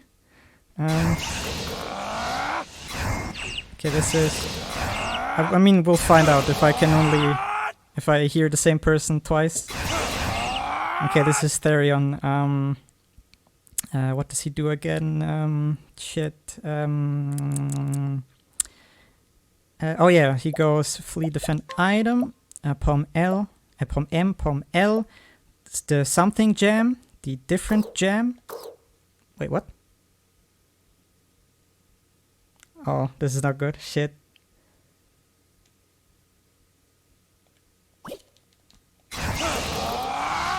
This is Therion. Fuck, where am I? This is not the item menu that I'm currently over?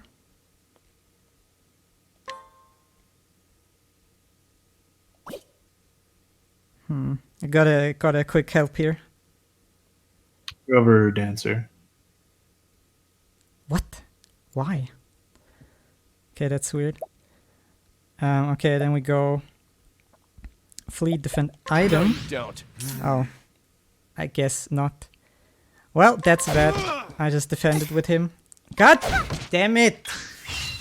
So it was rip anyway. You only had one palm M, so it shifted your palm L up. Oh, really? And you jammed Cyrus, not the right jam. I see.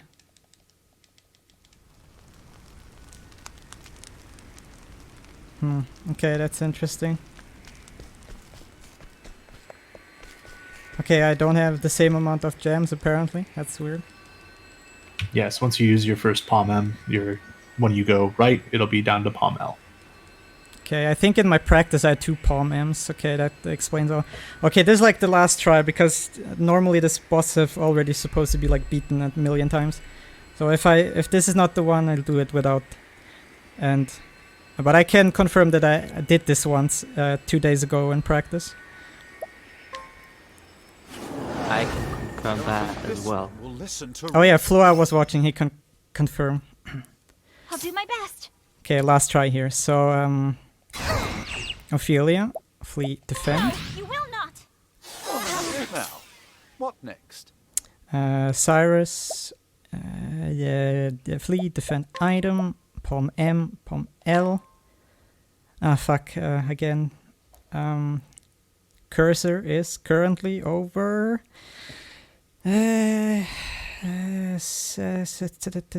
Cyrus, I think?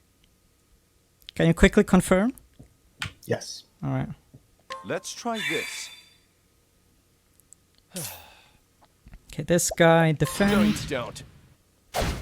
What to do? Dude, Therion got hit again 3 times in a row. What the heck? This is Tressa, right? Yes.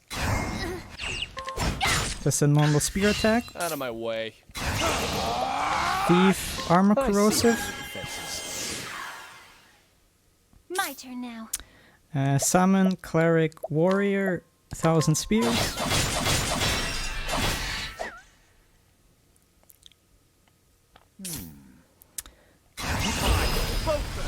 Merchant, hired help, veterans. I spare no. Here I go.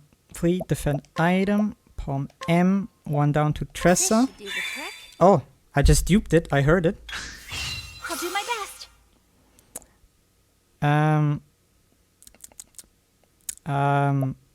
Fleet, defend, item, 1 down, healing Therion. Now, what? Merchant, hired help, veterans. I spare no. What to do? Merchant, hired help, veterans. I'll get my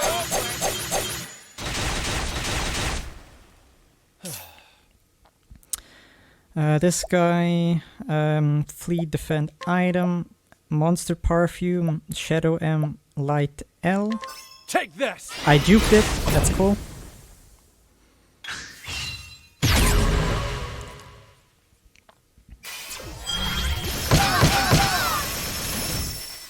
What is the logical course of action? Scholar, lightning blast. Nothing will quiet the storm.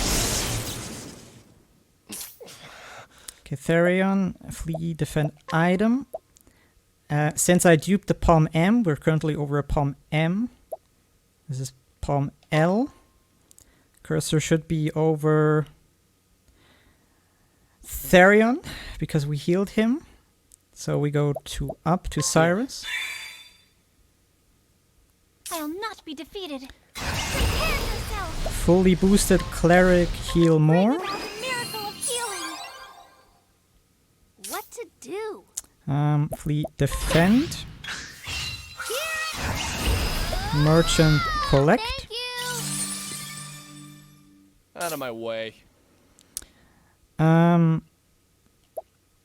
Flee, defend, item. Still the one palm M we duped. Palm L, the thing jam, the correct jam. Cursor should be over Cyrus, so one down to Tressa. Here.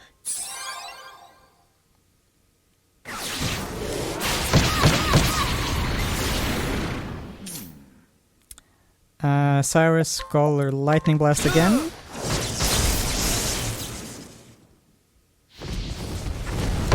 Monka S. Hopefully everybody's alive.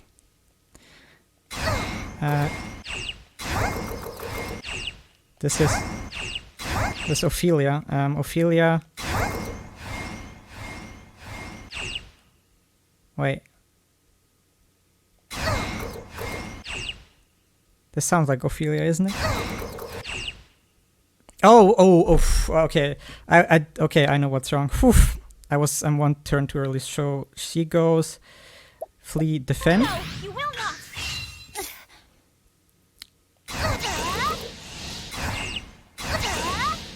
So this is Tressa. Damn,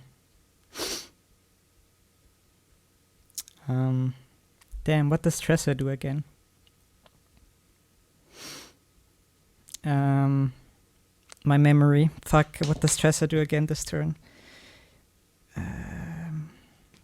Shit. Not Tressa. Oh, is this Ophelia? This sounds like Tressa.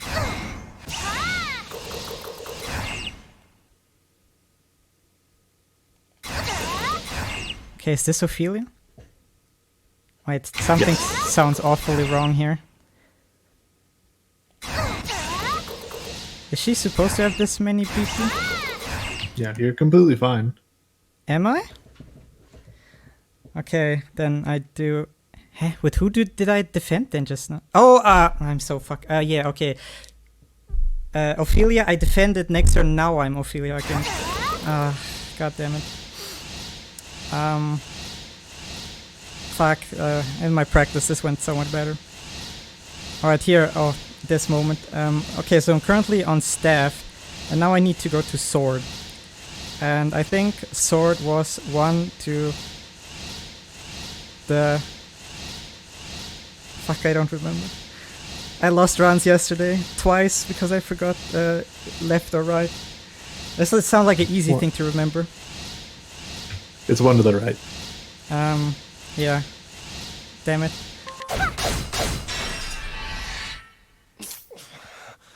Alright, Therion. So, flee, defend, item, monster perfume, shadow M, light M, wind M, I think, or just something else.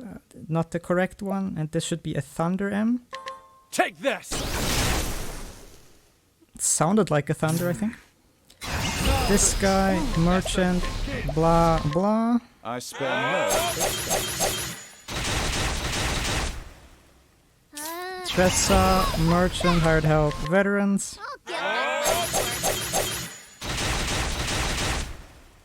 Okay, last turn. Merchant, veterans. I spare no.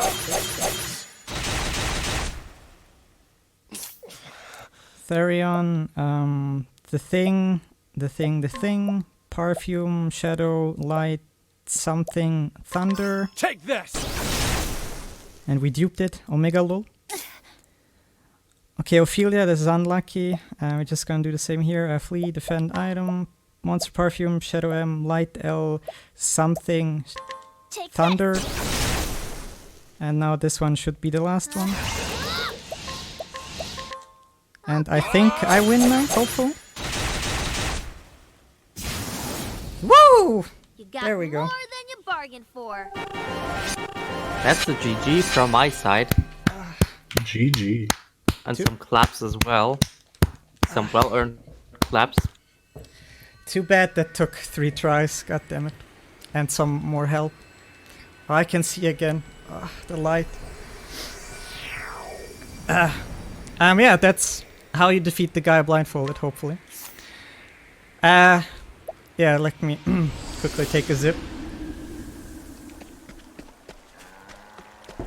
Yeah, and that's even much harder than Xoneris is leading on to. The cursor in this game is absolutely atrocious. And having to switch between Japanese and English voices as well is very, very impressive because they're both completely different. Yeah, back to the actual speedrun here. We finally defeated the secret boss here, and we now have access to the secret shop of the scholar, the sorcerer, I mean. And that one will be... Oh, let's get some music back on here. And yeah, since we're done with Ophelia now, we start something new here. Alright, and another big menuing here. Could we take this opportunity to talk about some Go incentives ahead. again? Alright, I just want to remind everybody that we still have the voice language bid war here for Octopath, not Xenoblade, for Octopath Traveler. Currently, the English voices are leading, which you can hear, but if you're tired of the English voices and would much rather hear the Japanese voices, consider donating. You need to donate at least a little bit more than $5 for those Japanese voices. Also, Save the Children. Save the Children is the... What? Give me a moment. It is the global leader in child-focused humanitarian response, and your donation can have a big impact because only $25 can serve healthy snacks to 25 kids living in poverty who may be missing school-provided nutrition due to school closures during this pandemic. So, if you have some money over, please consider donating. Thank you very much.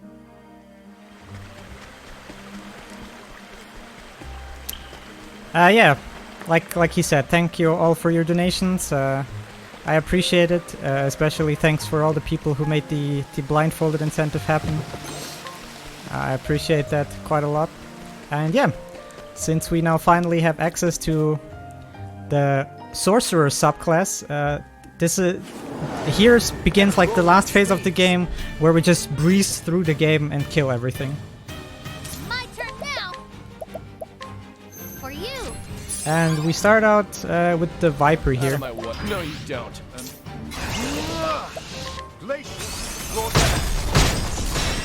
Oh, he's still alive. Damn it. Should've. Ah. I didn't have my notes open, rip.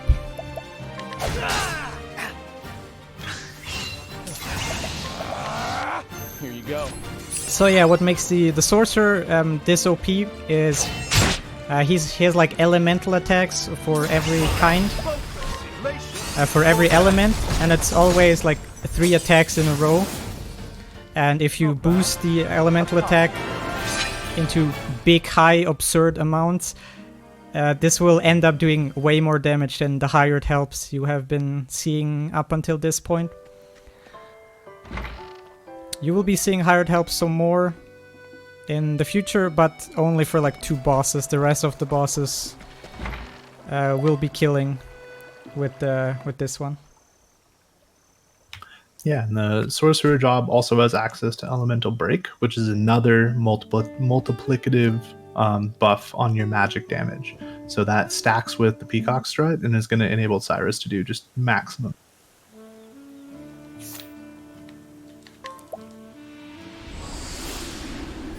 All right. So that chapter 1 went fast.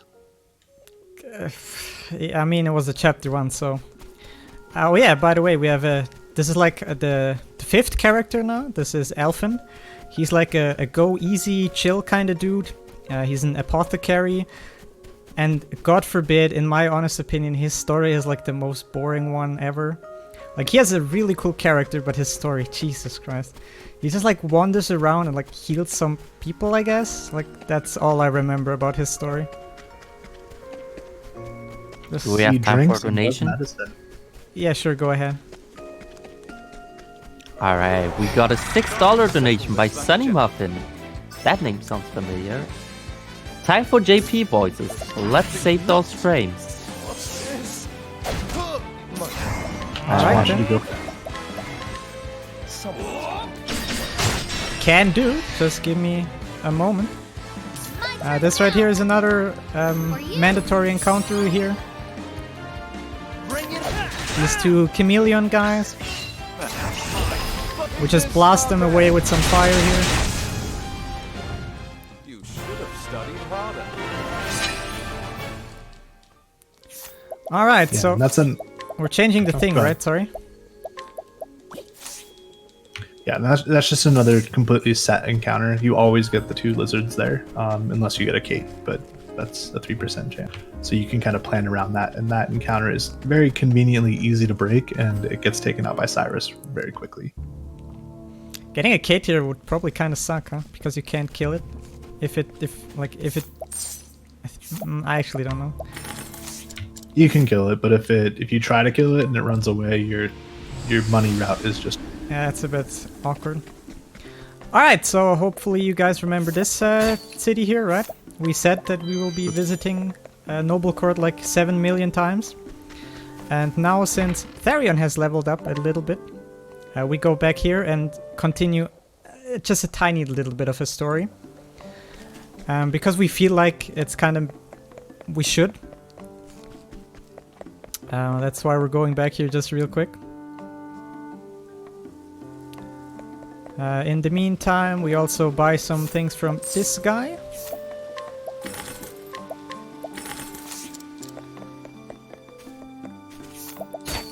Steal some more stuff.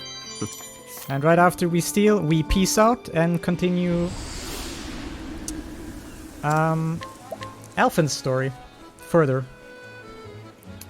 Elfin's story has this like weird thing that it just takes forever. Like, he has like abnormally more cutscenes in his story than every other character for some reason. And it's a bit annoying.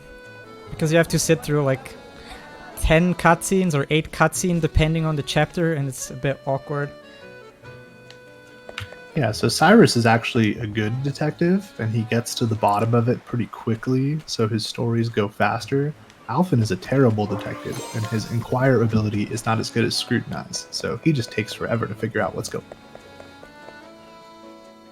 Yeah. Not much more I can add to that. Totally true.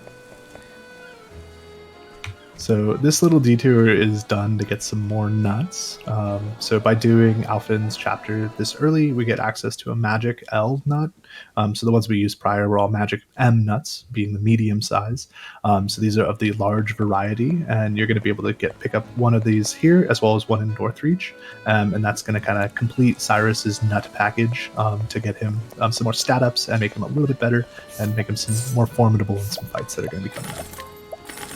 Also pick up a sharp nut here, courtesy of Dahlia 7 million IQ routing.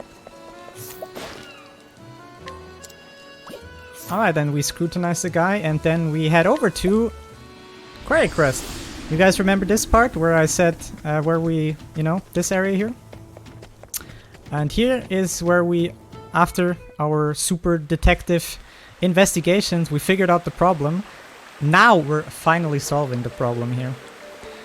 Which turns out is some kind of evil wizard scholar dude who abducts people and does some cruel experiments on them. And we found his secret hideout here in the sewers, and we're just gonna wreck the guy. But before that, we're gonna give all the nuts we just bought and found and whatever to Cyrus. Yeah, so Cyrus is going to get some more magic up here, as well as that Sharp Nut. The Sharp Nut increases his accuracy, but I don't know when he could possibly miss him.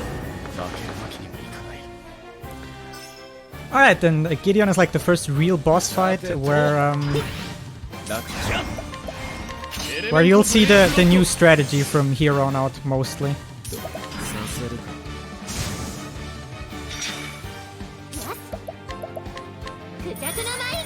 Fujaku no Bai! There you go. Yeah, it's a good thing we have Japanese voices.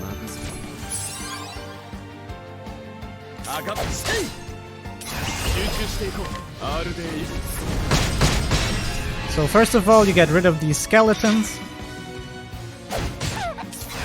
And then you... like, basically you just give him a bunch of stuff. A bunch of these BP points, which the merchants have this cool ability that they can like donate the BP points. And then you combine the elemental break, which Sunny talked about, and the peacock strut dance, and basically just blow him off the face of the planet with some strong magic attacks. Yeah, we've upgraded from Cyrus 1.0 to Cyrus 2.0. Yeah, Cyrus is kind of in the strongest form currently, but don't worry, his damage output will go through the roofs. But that is not really because of himself, it's more because of the other teammates. Yeah, basically everybody's built around helping Cyrus. Exactly, Cyrus is like the main damage dealer, and everybody else in the party is just there to like help him do that. Like enable him. Yep. He's like the damage dealer and everybody else is like support / buffer. If we're talking like RPG MMO terms here. And now we're back here to Goldshore with Alphen's Chapter 2. And we're gonna fight Vanessa next, also a fan favorite in the Octopath community. Because of reasons. And unfortunately, I'm going to have to take off before Vanessa, but it's been a pleasure. Thank you so much for having me, and I hope you have a good rest of your... Yeah, thank you very much, Sunny, for joining. I really appreciate it. Was fun times. And have a nice rest of your evening, I guess. Yeah, have a good run. Good luck. Thank you.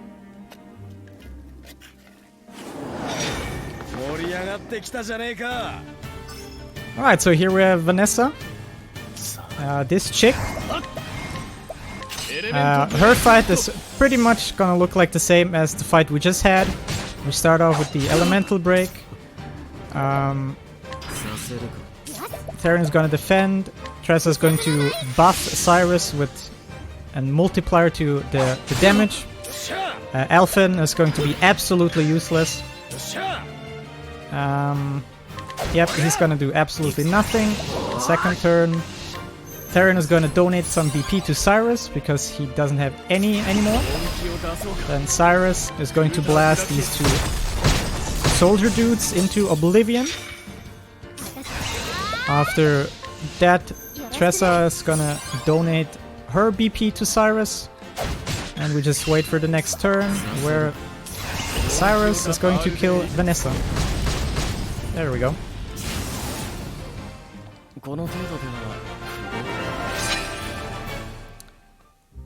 And that is Vanessa done. Now we have to slog through some more cutscenes because we are in Elfen's story, and Elfen's story, like I said, has insanely high amounts of cutscene for some weird reason. Now we're gonna go back to Quarry Crest over here, where we just did Cyrus' story. We now continue here with Tressa's story. Tressa's story is like she's in this mining town, and as the merchant that she is, she talks with the people and she buys these nondescript stones from some of the miners and sells them for more than she buys them. So like your typical merchant business, right? Selling low, or like buying low, selling high, right? In the meantime, we're gonna steal a soul stone from this guy. And now we figured out that these non-descriptive stones make quite a decent amount of profit. So we're gonna buy some more of these stones. Oops. From these lads. Because our plan is, of course, sell more of these and get rich. Makes sense.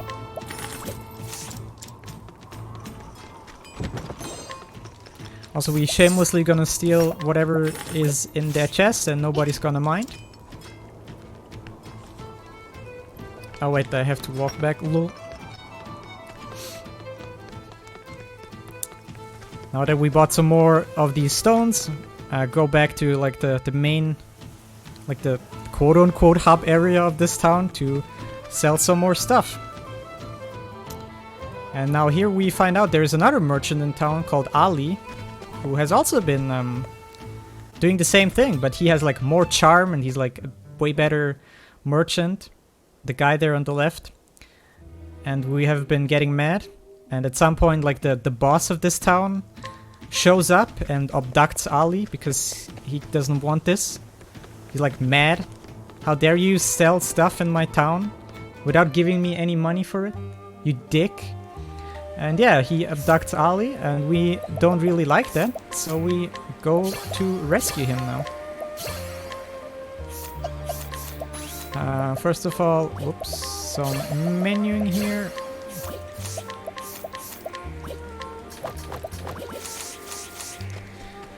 Elfin is finally becoming just a tiny bit useful right now. We gave him the warrior job, or the warrior subclass, which you will be seeing for the first time right now. Of course, we get an encounter here. Unlucky.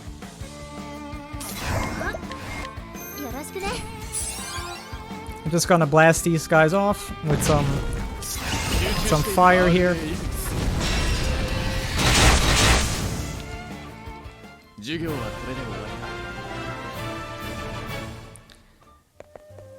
And yeah, we're trying our best to save Ali from the claws of this evil towns guy dude.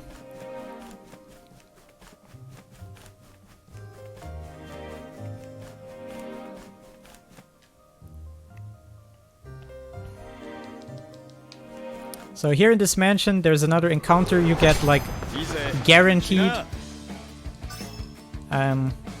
Same thing here with these guys. Ah, damn it.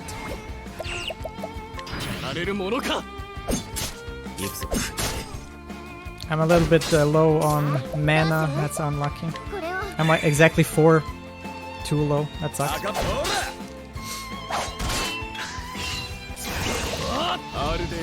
Oh yeah, same procedure here.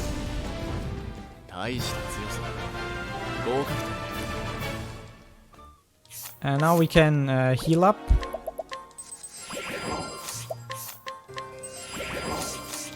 And go defeat the guy, or rather his bodyguard, because a man of such wealth, of course, has a bodyguard. And yeah, we go in here, we see Ali knocked on the ground, the dude, and the bodyguard guy, which is here, Omar. And yes, kinda same procedure here again. We start out with an elemental break to weaken the guy. Therion is gonna donate a boost point to Cyrus. Tressa is going to do the peacock dance, so Cyrus does some more elemental attacks. And now we're gonna do a cool strat. We're gonna use Spearhead, which is a spear attack which guarantees the person who used it to go first next turn. And now we break Omar with the same guy, so he takes more damage, and we blast him into oblivion. Or not quite. Oh wait, I forgot this one. He's still alive! Wow, what a champ. I think that's like a damage range. There we go. That was really unlucky. Normally he dies there after the spell and the wind the wind L. Jeez, what a champ. Alright, so we killed the dude, or defeated the dude. We saved Ali, our good friend. And we're gonna go to the next town, which is Victor's Hollow. You've seen this town like just a little bit. We teleported here like once or twice. First of all, we're gonna sell some stuff here for money. Actually, and we buy one injurious seed.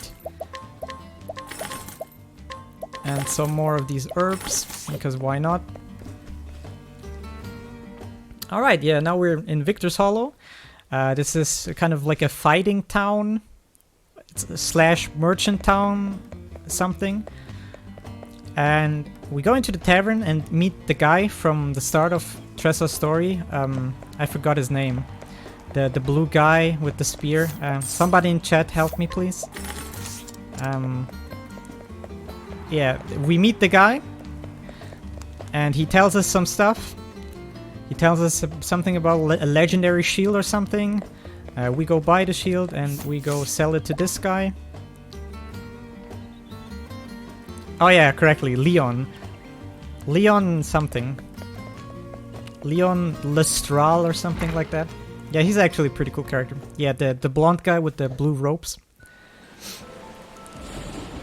And yeah, he tells us a little bit about his backstory. He used to be like a pirate merchant guy, but then he had his friend here who I think died or something, and then he decided the pirate life is over, let's become like a real merchant. And he tells us something about like a jewel or like a big jade or like smaragd or something, an emerald I mean. And the merchant that Tressa is, she of course wants to hunt that treasure down, so she's able to sell it for like a high profit.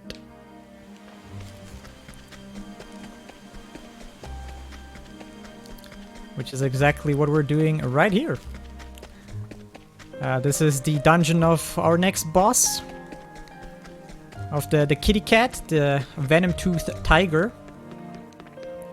Here will be another mandatory encounter. These guys right here.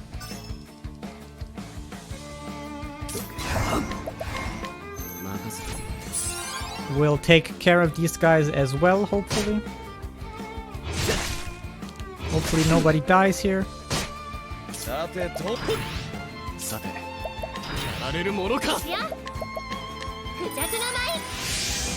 So same thing here, we just buff Cyrus and he is just going to wreck these guys.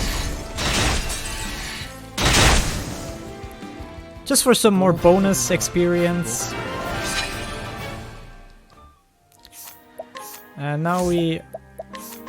oh, everybody got a level up, never mind.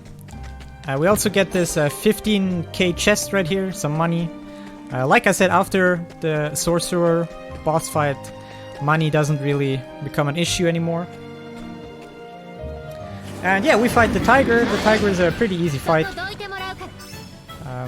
Not really much that can go wrong here. This is a pretty scripted fight. So hopefully I don't mess it up.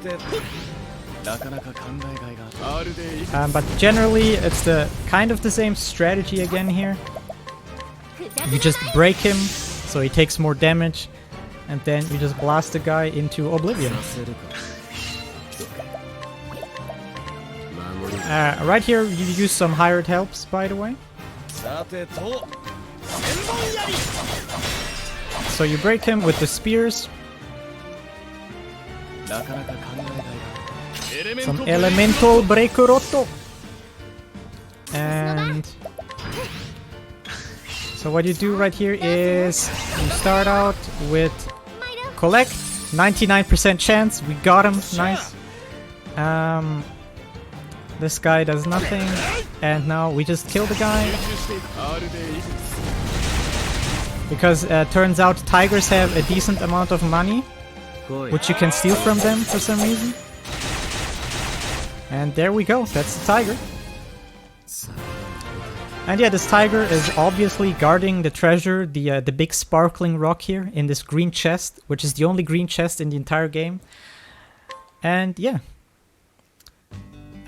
Turns out this like shiny rock has like a special connection to Leon here and his buddy who died and something, and more backstory for Leon, which by now is a more interesting character than Tressa. Like I said, I'm not a big fan of Tressa's story here.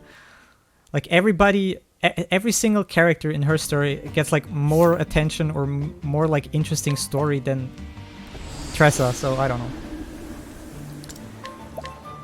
But yeah, now that we have finished Tressa's third chapter, we are now going to finish Tressa's entire story.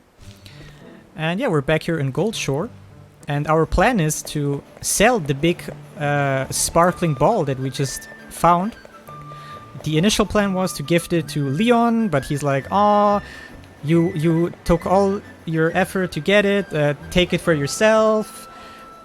Some good stuff there, and now we're here, and our plan is to sell it. But we get like surprised by this goth chick, and she steals a diary.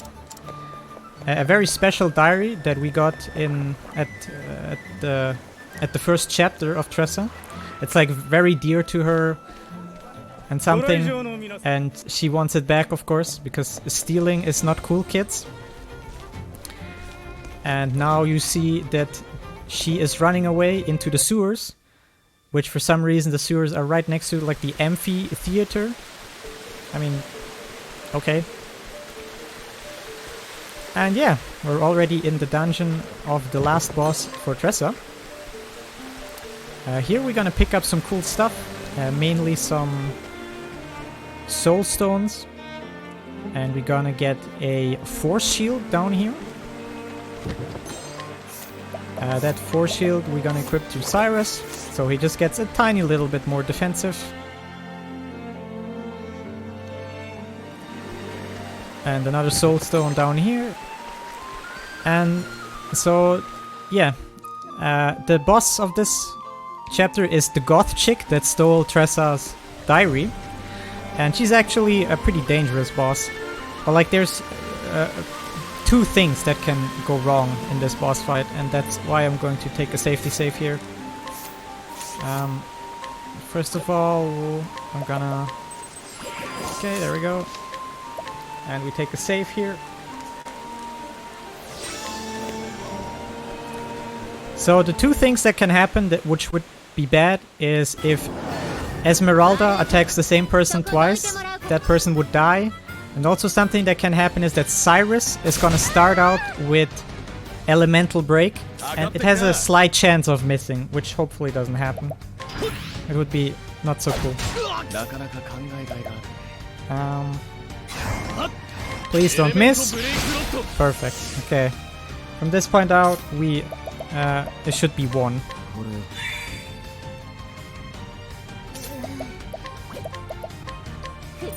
So since this is like a chapter 4 boss, she has quite a lot of HP.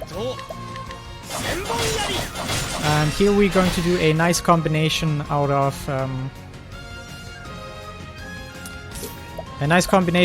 hired help and the sorcerer's absolute destruction. So we blast her with some fire.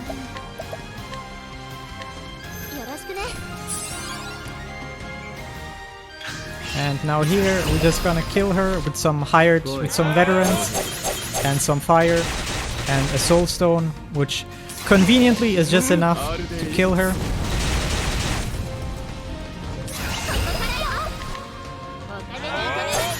That went pretty good. Like, this is like one of the boss fights that can go really badly if you're unlucky. And there we go. She's dead. That was a good fight. And now we basically finished Tressa's story. Now she defeats the goth chick. We get our diary back. And we can now sell our our shiny sparkly stone that we found in the last chapter. And yeah, there's this other NPC and friendship and stuff, and it turns out it's not the goal that matters, it's the journey to the goal that's inspiring stuff and stuff. And here is the end screen for Tressa, which is cute. Alright, so next up we have 2 out of the 8 characters finished, and we're gonna continue here with Cyrus's chapter 3. Here in Stoneguard, a city. Oh wait, that's the wrong way. Lol. Hanit muscle memory.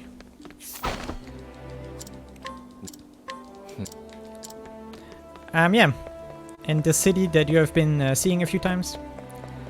So what we're doing right here is the last guy, the guy we killed in Cyrus's story, the guy who abducted people for experiments and stuff. We found some clues there, I think, that leads to here. And here we find this old man in like a house, but he doesn't want to talk with us. So we have to use our detective senses and our deductive reasoning to find some clues. We find those clues and go back to the guy. And we confront him with the things that we found out. That, for example, that he was tasked to translate an old and dangerous book or something, and in the process his daughter died or something. And it turns out the book he was trying to copy is the book that Cyrus is trying to find. So that's like... Also, I just realized something. I need to steal some stones here. Almost forgot that. RIP. Especially this one right here. Give me the stone.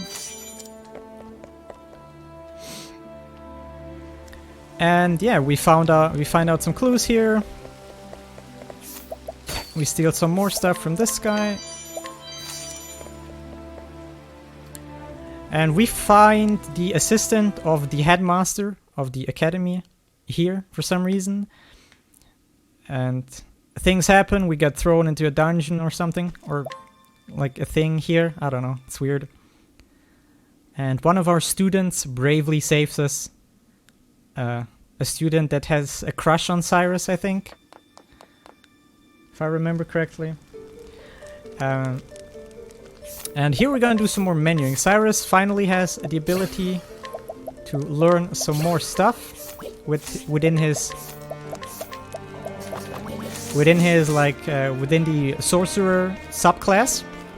And if you remember to earlier, if you learn certain amounts of skills in a subclass, you unlock some passive abilities.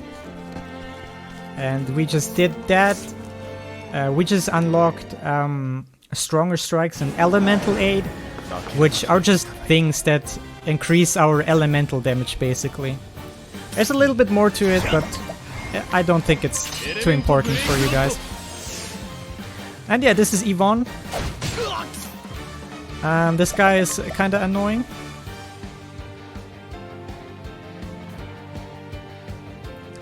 Okay, fam, this is a kinda not so good here. I'm missing a palm L. What? Thinking emoji. Okay, this fight is not that hard. We'll wing it somehow.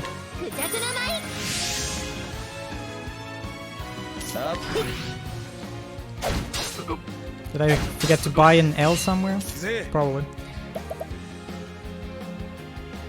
Oh wait, I'm on... God damn it. I'm on the wrong page of the notes. Shit, yeah, that happens sometimes. Okay, we actually should still be fine. Most of the things I did was correct. The palm that I used was unnecessary. But we'll be fine. So we're gonna use our new ability here. So Nitrous Canary, which is just the lightning ability.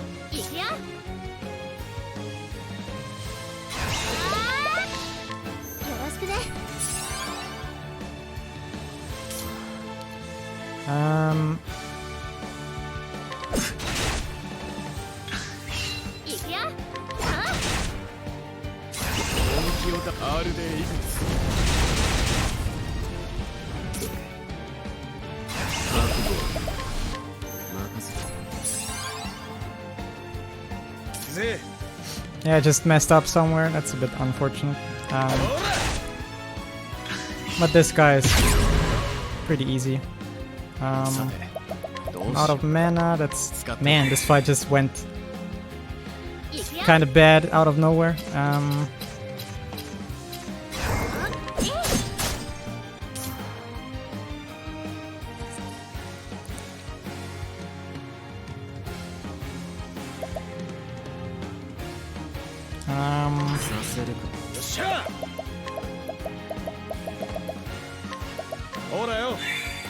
Man, this fight right now is just something.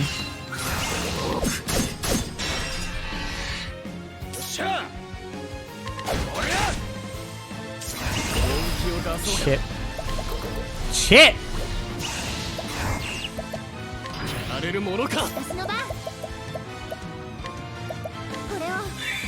Okay, that fight just went super horribly bad. But we still win, I think. Yeah, there we go. Yikes! That was terrible.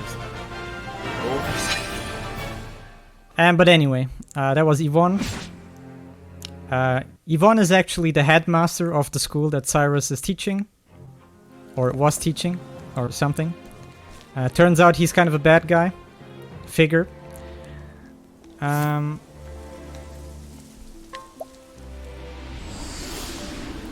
yeah, now we go back to Noble Court, where we finally finish Therion's Chapter 2.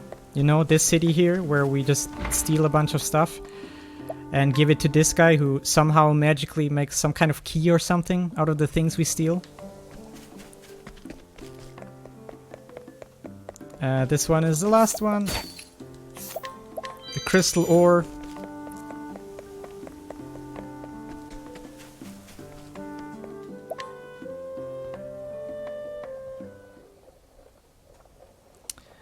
We give him the stuff, and yeah, some flashbacks here to a guy that is kind of important in Therion's story. Well, it's not really important to talk about the guy right now. And yeah, we get the key, and we can enter the dungeon of Therion's Chapter 2, which is another mansion. With Orlik, the good old guy Orlik. I actually don't remember the story at this part. Oh yes, Therion's thing is that he needs to, or like his story is, he needs to collect like 4 Dragonstones. Because he kind of got blackmailed into stealing them, and that's like his entire thing. He tracks down where these stones are, finds them, and steals them back, hopefully.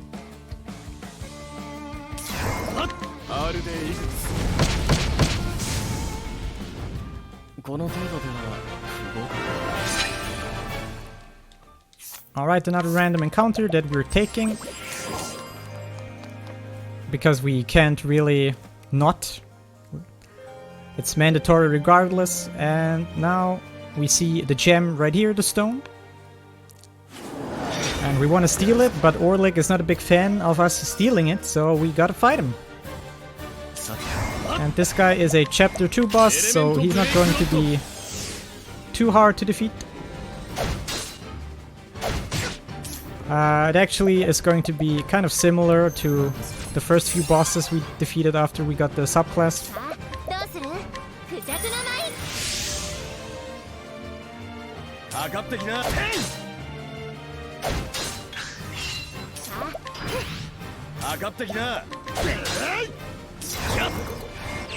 Oh shit. I messed it up again. God damn it. This is weird.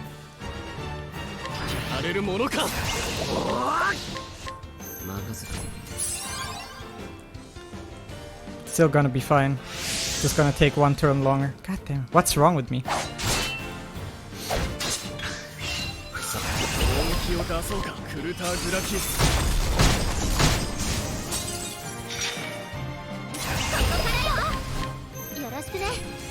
Yes, because it took us a turn longer to defeat the guy. The one buff on Cyrus will be gone, but I don't think it matters. Yeah, there we go.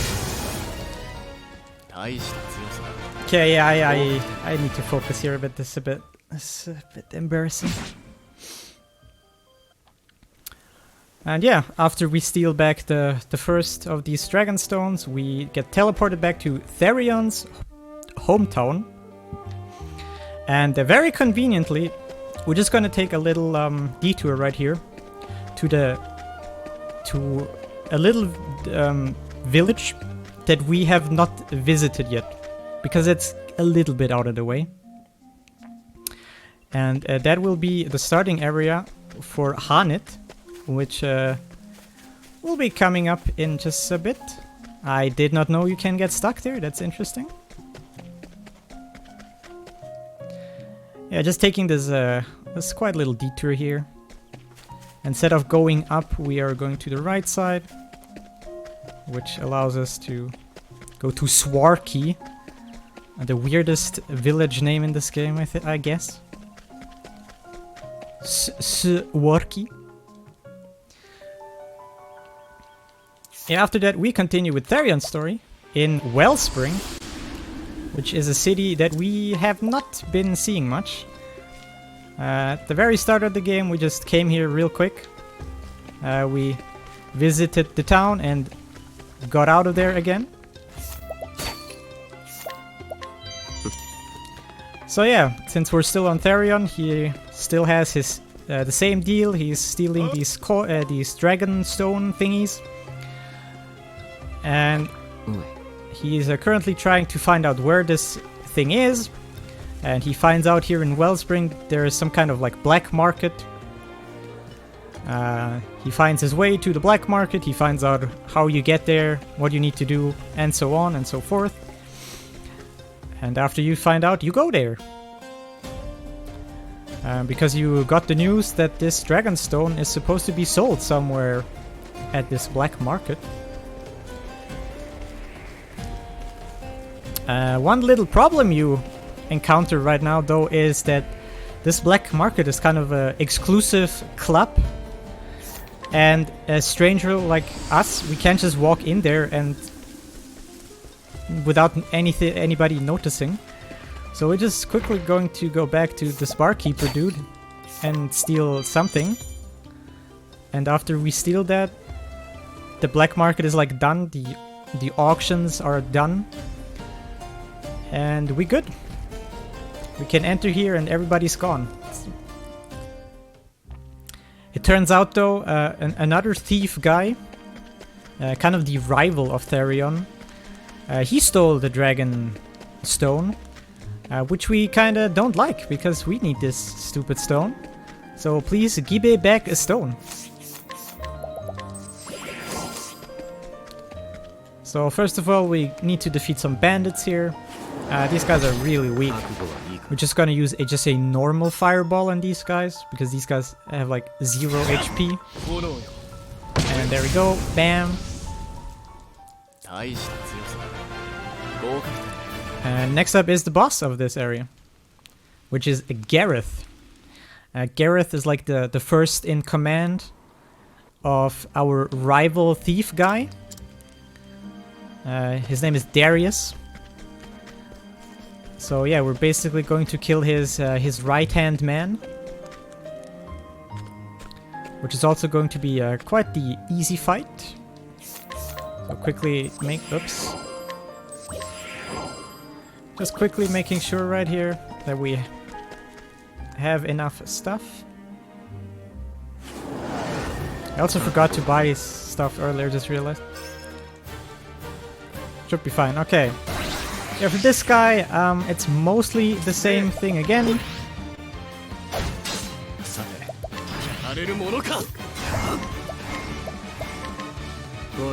So, but this guy you need to break first before you are able to kill the guy. As we mentioned a couple of times, enemies who are broken take way more damage. So you start out to breaking him with your ice attack, Now he's broken. Tressa will donate her remaining BP, and Cyrus will kill the guy next turn. Elfin being useless, as always. And there we go, that's this guy done. And now we get to a point where the damage output of Cyrus is going to take quite a big jump. But first, of course, we steal the second dragon key, which is cool and stuff. And in the meantime, we go to Elfin's next chapter. Do we have Yes. time to advertise some incentives again? All right. Yep. Well, then let me start by saying we still have the English versus You're cutting out, by the Japanese. way. I think your Oh, Discord wow, thing I'm is maybe cutting too low. Oh, okay, let's try this again. We still have the bid war of English versus Japanese languages here in Octopath. Currently, the Japanese voices are leading by $6 versus English voices. Ripstream. Okay, cool. Never mind. Currently, the English voices are... No, the Japanese voices are leading by $6 versus English voices by $5.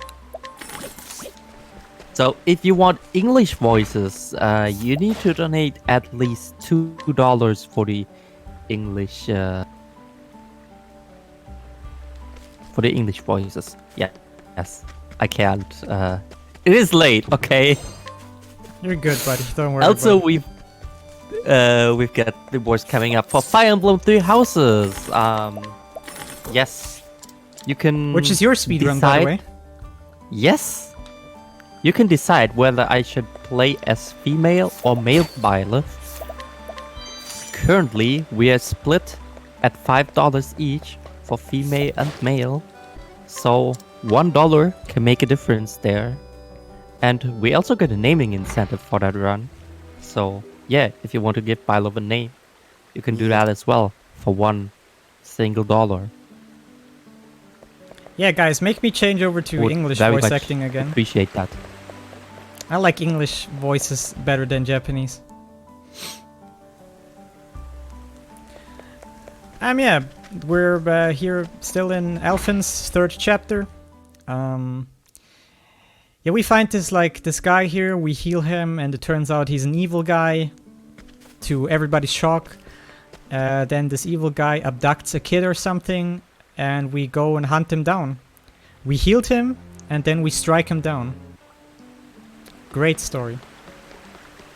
But before we strike him down, we're gonna do something very, very important here. Because we're gonna teach Therion every cleric skill.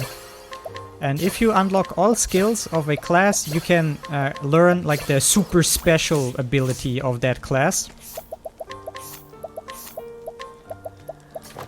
Which for Therion is... what's it called? It's something. I forgot what it's called. But we'll see it in action in just a bit. These abilities are called Divines. And the Cleric Divine is especially useful on Cyrus, which you will be seeing in just a second. I'm not gonna spoil the fun, I'll let you guys see it for your own selves.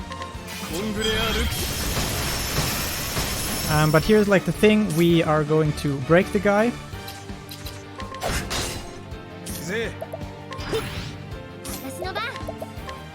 In the meantime, we buff up Cyrus just a little bit. We're gonna break the guy with some swords here. Tressa is not gonna do anything. Cyrus is not gonna do anything. Theron is going to defend, so he gets to act first next turn, and now he's going to use the divine ability, Elfric's Auspice. And what this ability does, you get to see right now.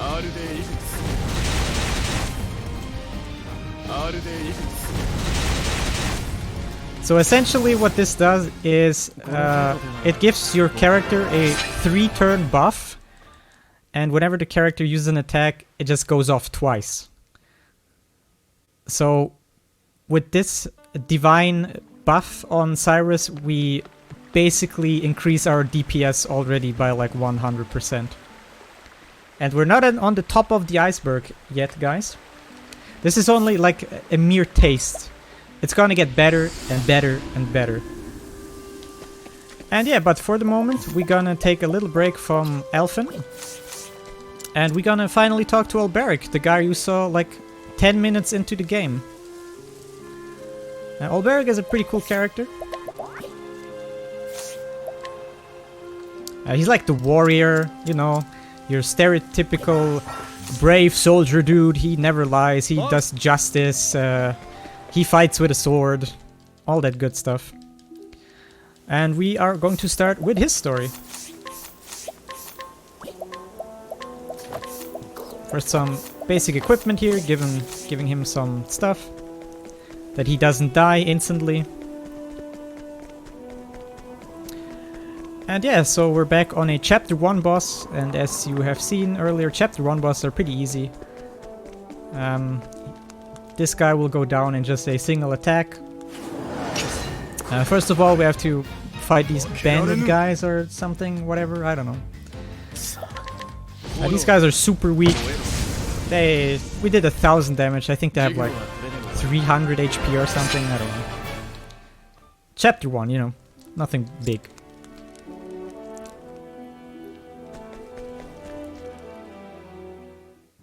Also, we gonna guys in chat, are you ready for some Waga Ken? So Alberic has this voice line he says in all of his boss fights, and not gonna, I mean, just here, listen for yourself. So good. Yeah, this guy, like I said, pretty easy. You just blast him away with your basic lightning blast, and he's done. Oh yeah, the story, by the way, story of Alberic's first chapter. So he lives in this like mountain village or something, and he's training this kid who's becoming a soldier, or like who's idolizing Alberic quite a bit. And so he's training the kid just a tiny little bit, and then at one day some random bandits show up and abduct the kid. Yeah, you see this abduction plot happens quite frequently in Octopath for some reason. And yeah, you rescue the kid and you're all good. In the meantime, while defeating the bandit leader, you find out about some kind of old rival of yours, and you of course pursue this stuff about your old rival. So Alberic has his special abilities that he can challenge NPCs to a duel, which is very interesting. Which are these one-on-one fights right here. These one-on-one fights are not too hard. You break them and throw one of your shimmering, shiny elemental stones in their face, and they die. Or rather, they got knocked unconscious, because Alberic doesn't kill. He's like too righteous and too much of a good guy to just outright kill some guys.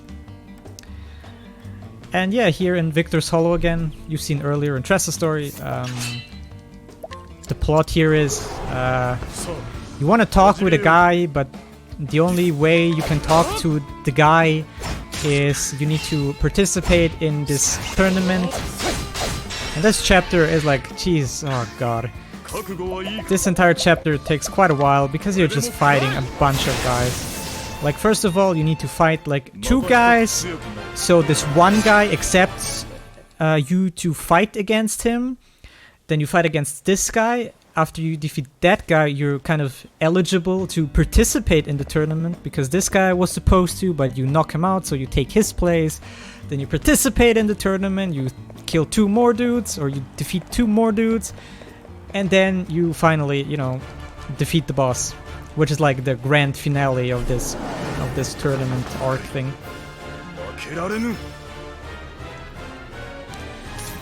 Yeah, this is Victorino, a more, I don't know, I never heard such a warrior name than Victorino. He's quite the lad.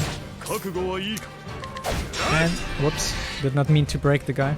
So what you do with Cyrus, you just blast him with some Tenebra Operia, which is the darkness attack. And there you go. You defeat the guy and you take his place instead.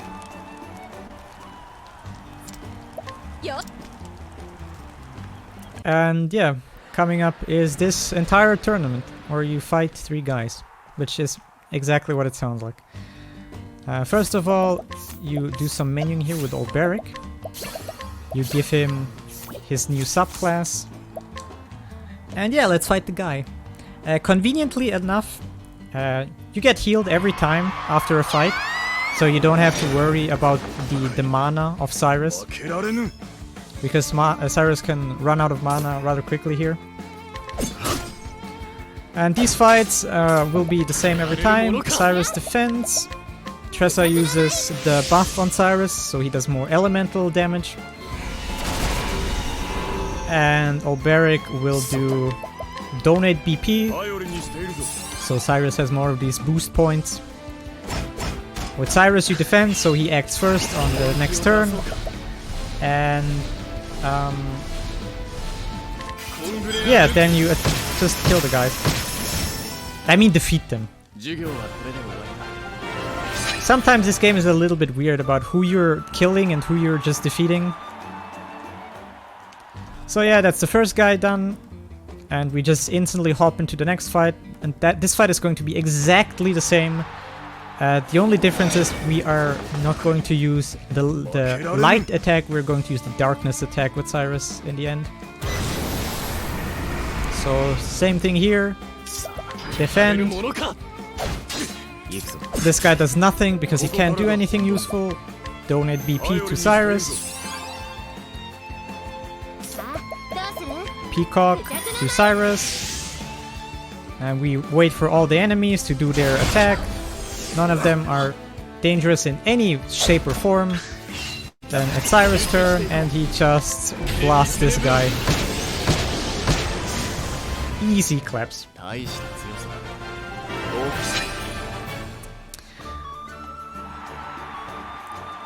Alright, and now we are finally getting to the boss of this chapter, to Archibald.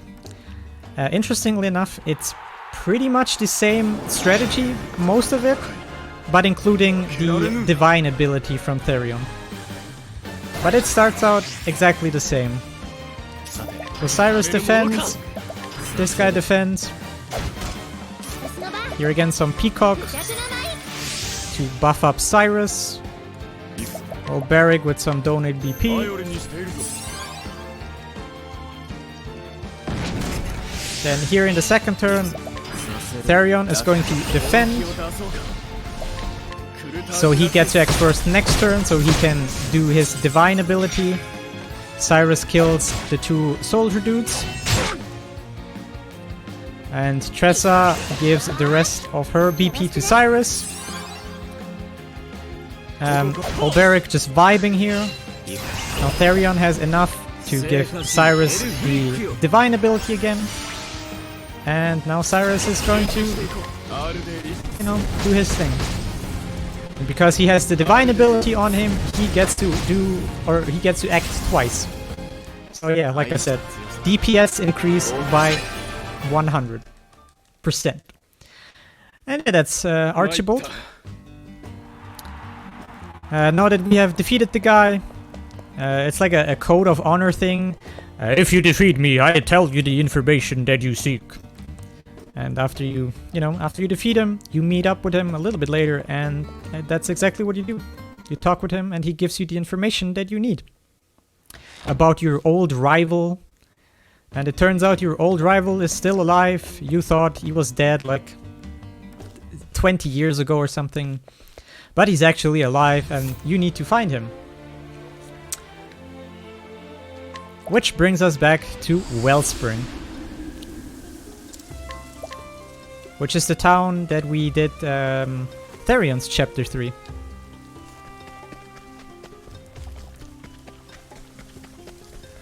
First of all, we start out by talking to some NPCs and finding out like what is even happening here.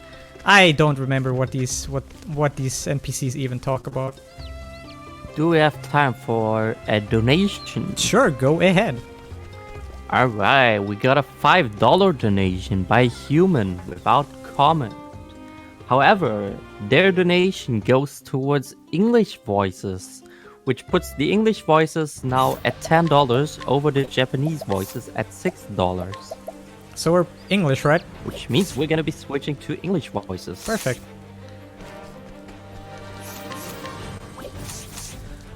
Alright, thanks for the donations. Thank you very much. Now we're back in English. Alright, yeah, you talk to some guys here and, you know. I will not fail. And now you defend some kind of like lizard attack, something. Attack squad.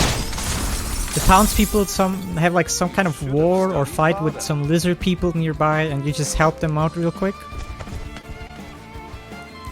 By fighting against these lizards. Turns out these lizards are pretty weak. You just use your normal scholar abilities, you don't even need to use your OP sorcerer abilities.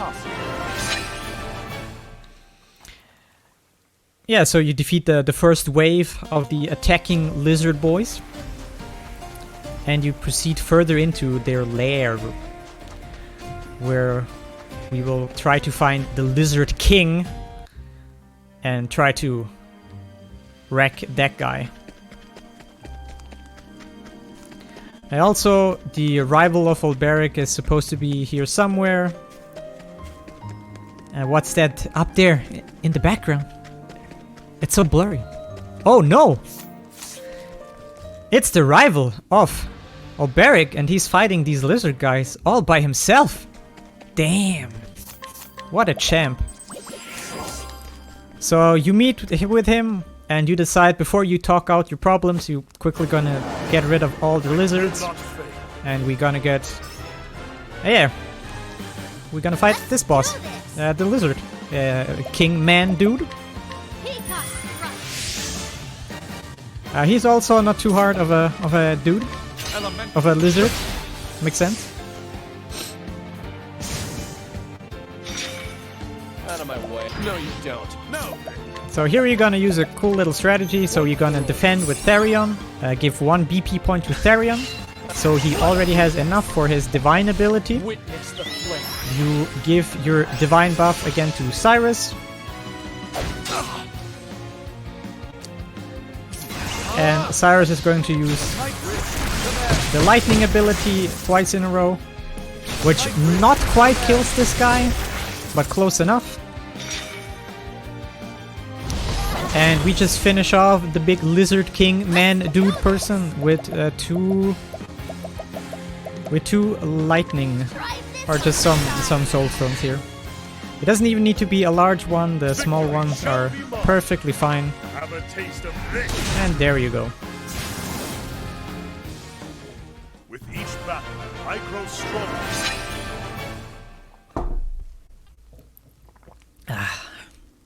Stay hydrated, kids. Alright, now the lizard is defeated and we can finally get to this guy. To Erhard, the arch rival of Olberic. They used to be best friends and now they're arch enemies. And what you're doing right here is, since you're still a merchant with this guy. Oh, I just messed it up. I realized shit.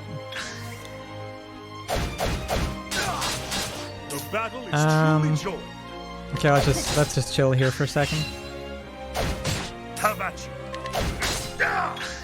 And yeah, since you're still a merchant, you're just gonna use some higher tailed veterans, which is a little bit weird. Like your honor of a swordsman in a, like you fight your old rival in a 1v1, And what you do to win is you pay some veteran soldiers to help you out. That's a little bit ironic, but you know, you get the point.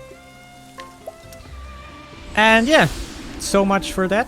What we are going to do right now, instead of Olberic's last chapter, we are going to switch over to Hanit, which is, I think, the second to last character of this game that we have not seen yet. And we are going to start out with her story.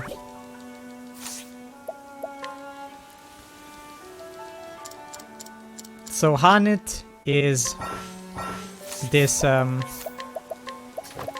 let's give her some equipment first.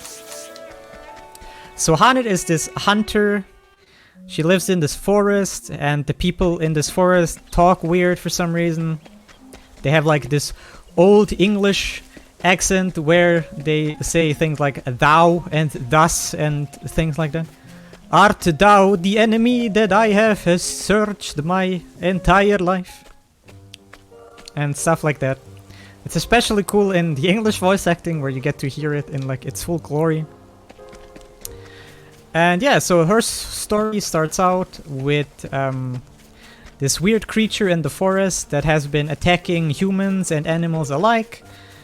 And you, of course, with your insane hunter abilities, you find it, and it's this weird creature, whatever this thing is. And you blast it into pieces. Because again, this is a chapter 1 boss fight. This is going to be rather easy.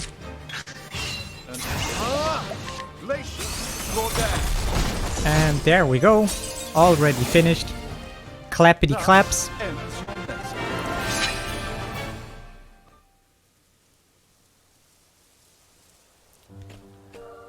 Alright, yeah, you kill the guy, and now the forest with its the animals and the villagers are happy again. And here is where like the main plot of Hanit's story begins. Her master, Xanta, which is kind of her adoptive dad or something, went missing. And he's like one of the greatest hunters in this universe. And on one of his hunts, he didn't came back. And yeah, of course, as kind of a daughter, we don't like this much, and we are going to search for him. In the hopes that he's not dead, but just like taking a really long nap somewhere in a corner or something. So Hanit is a little bit similar to Olberic. Hanit's special ability is that she can provoke NPCs. And yeah, it's basically the same mechanic as the challenging mechanic with Olberic.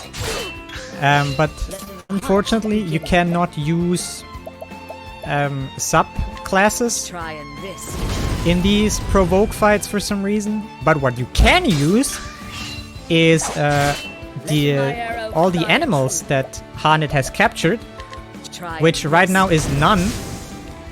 But in normal fights, Hanit has this ability to just capture animals and wild creatures and stuff, which you never get to see in this entire speedrun, because it's not very useful in the speedrun. But Hanit is basically a Pokemon trainer, and she can capture up to 8 different Pokemon, and she gets to use them in the fights, which is cool. But is she gonna catch them all? Not in the speedrun! Oh, dude. Guys, listen. When's Hanit all captures? That sounds like a good category. That sounds like an absolute terribly awful category. That sounds even worse than ASS, to be honest. Jesus Christ.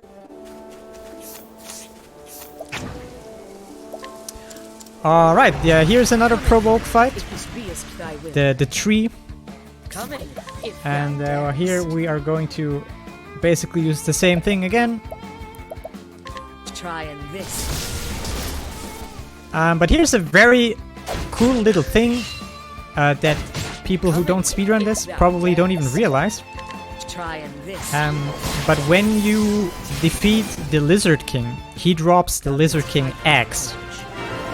And the Lizard King Axe has a special side effect that says lightning damage gets enhanced. What's interesting about this is that lightning damage from all sources is boosted, but only if the character who has the Lizard King Axe equipped to it uses that. And conveniently enough, that also goes for these soul stones, which is quite handy.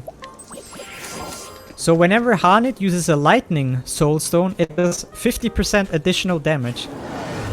And that is actually a big factor later on. Letting the hunt begin. Yeah, but first of all, we have this guy, the Lord of the Forest. Using this. Chapter 2 boss fight again, so this guy not gonna be too difficult to defeat. No, you don't. You do your, like, you know, your usual stuff. You buff Cyrus, you give Therion enough DP so he can use his divine ability. You give your divine ability to Cyrus. Letting the hunt begin. You wait for Cyrus. And you just blast this guy with some fire. Because he's weak to fire. And if you do fire, it does some additional damage. And there we go. That's this guy. Easy claps. Not bad. A passing.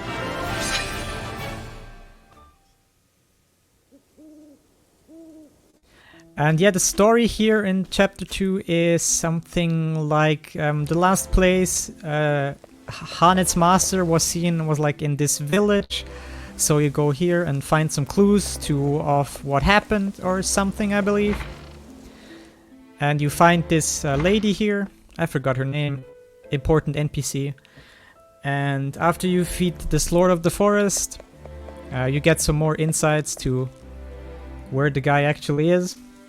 Or where you can, what you need to do to find your master Xanta. And then you leave the town. Hanit, wait. Hanit, wait. And the next boss will be another stepping stone of Cyrus becoming even more OP than he already is.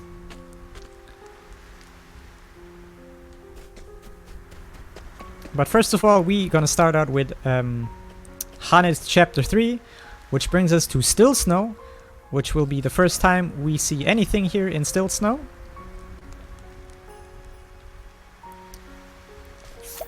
But first of all, we're gonna provoke this guy, which his name is Alec.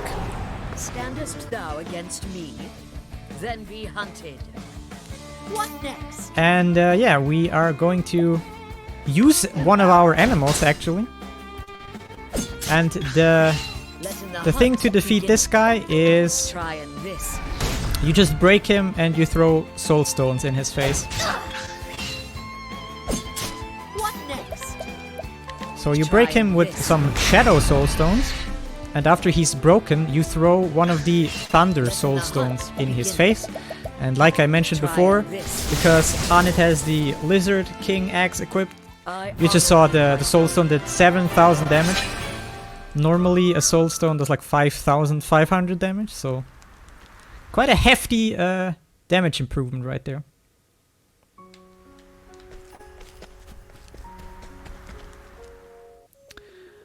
Alright, and yeah, Alec is kind of this bodyguard to this old fortune teller lady. And after you defeat him, you get to talk with the fortune teller lady. And she tells you a little bit about what is happening here. Or like what happened to your master and stuff. And no encounter trials to the Whitewood. This is an area which you might get an encounter. I didn't, so pretty cool. And yeah, she tells you what happened, but first of all you need to kill the dragon here. Because of some reason. And before we fight the dragon, we're gonna do some menuing here, and this is where Cyrus becomes his 3.0 version of himself.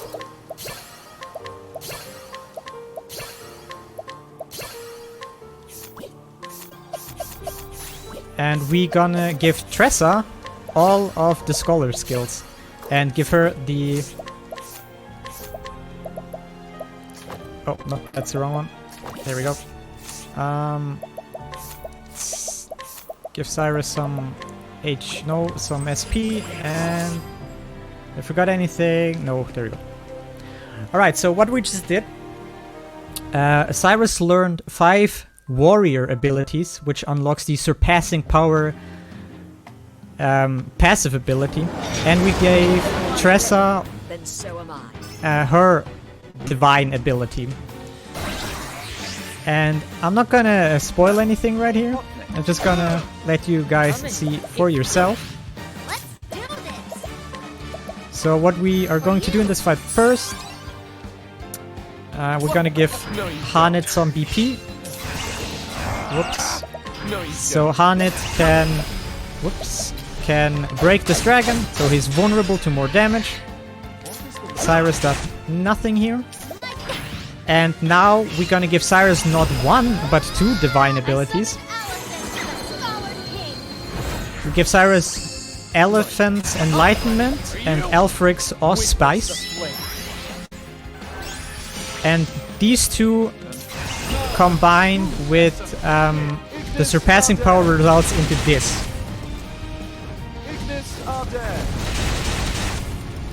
And the dragon is gone. Thus ends your lesson. So if you still did not see what surpassing power does, normally every single character in the game has a damage limit of 9,999. But if you equip the surpassing power passive ability on a character, they are allowed to deal a maximum of 99,999 damage, which is pretty essential. And what the Scholar divine ability does, the Elephant's Enlightenment, is it changes every AoE elemental attack into a single target AoE attack, but boosts its damage by a decent margin. And if you combine both of these together, you get an insanely strong single target elemental attack, and because of the other divine, you get to use it twice in a row. And because of your surpassing power, each of these hits can do more than 9,999 damage. But we're not done yet. Our damage, there's still one last step we can do to boost our damage to even more insane amounts. Which we will get to see right after this guy. So now we're in Hanit's last chapter. We have finally figured out what happened to our master. He was supposed to fight a monster called Red Eye. And this Red Eye has the ability to petrify people. And together with the help of the fortune teller lady, we now are aware of this petrifying monster. And she gives us some stuff that can heal petrification, but that doesn't solve our problem. We still got to kill the beast. And yeah, we found out that our master got petrified by Red Eye, and as like an adoptive daughter, that's a really sour pill for Hana to like swallow. She needs revenge, so nobody will ever get petrified again. And this fight can be a little bit annoying. YOLO Flea, please work. God damn it. Alright, so Red Eye is a little bit of an annoying fight. It really depends on the turn order. You need to get lucky. Because right now, again, he's a chapter 4 boss fight. So he deals quite a big substantial amount of damage. And in the first turn he gets to attack twice. And that's really bad news. So what you want to happen is that either Tressa or Therion goes before him. Ready, then so am I. Because both of these characters can apply a buff or a debuff where you take less physical damage. So at least Tressor got first, so that's at least something. So let's see what this guy does. Alright.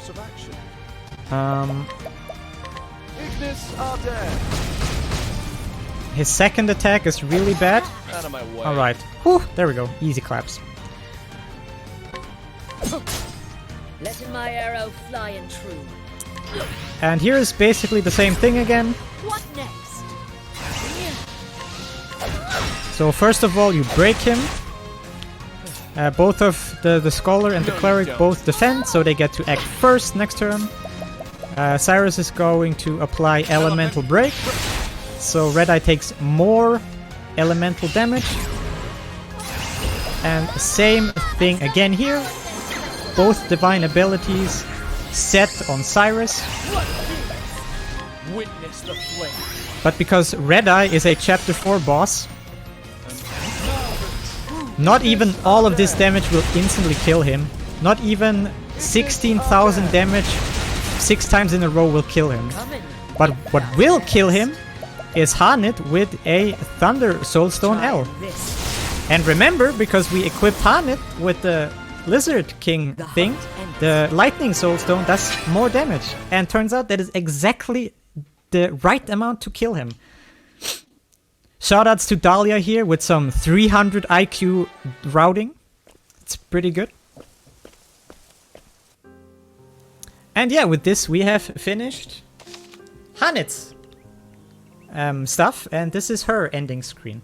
Together with her master Xanta, which we have finally freed. And yeah, right now we are going to do our last step of becoming ungodly overpowered. Since we're done with Hanit, we are going to switch over to Elfin, I guess, right? I forgot. Yes. And we're back here in Flamesgrace, which is the starting town of Ophelia. Now, one interesting thing is that the sister of Ophelia, Liana, she's an NPC in this game, and she shows up here, but only if you have finished Hanit's and Ophelia's stories. And now she's here, and she steals the Bishop's Staff, which is the pretty much the last item which will make Cyrus ungodly overpowered. And yeah, let me just quickly here enjoy best music of the game, by the way.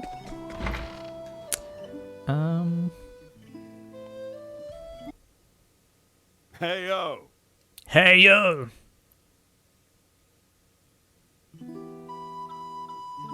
I love this, the theme of this. It's so chill. Ugh.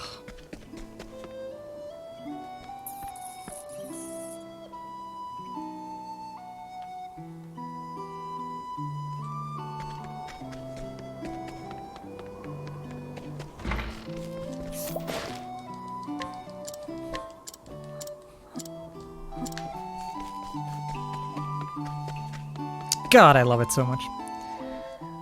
So yeah, Alphen's last story chapter. You know, you're in this town Orwell. Everybody's sick, and it's like super. The entire like city here is poor. It's weird.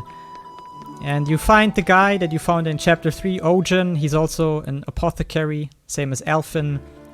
And it turns out Ogen is like super sick. And the insanely good guy that Alphen is, he needs to find a cure for the uncurable disease that Ogen has right now. And he does this by accessing his memories. Because in his childhood, Alphen was once saved by a mysterious man. And it turns out that Alphen in his past used to have the same sickness that Ogen has right now. So he accessed his memory and found out the cure. And the cure is the medicine requires an ingredient that basically is the reason why we fight the last boss of his story. It's an ogre eagle, or whatever an ogre eagle is. But I think like you need a feather of an ogre eagle. And that's why the last boss of this guy's story will be an, yeah, that guy. So, but before we do that, we're gonna do some equipment here. We give Elfin some stuff. We're gonna do some skills. Cyrus is gonna learn the last scholar ability. Elfin is going to jump over to, what is he doing again? To Dancer. No wait, hold on. No wait. Oh no, he's just chilling. He's vibing. Therion is going to change over to Dancer. And we're gonna equip Cyrus with the last thing, which is Augment Element. So Cyrus currently has all of his passive ability slots filled up, and all of them are basically to increase his damage. He has Elemental Aid, Augmented Elements, Stronger Strikes, and Surpassing Power. 3 of those just enhances elemental attacks, and 1 just allows him to go past 9,999 damage. And yeah, we equipped Cyrus with the Bishop Staff. And what is so special about the Bishop Staff, you get to see in just a moment. So yeah, this is Ogre Eagle, the last boss of Elfin's story. But, you know, the same general idea again. Let's do this. So you break him as fast as you can. This guy is particularly weak to ice, so that is nice. Here we go. Elfin is going to break him.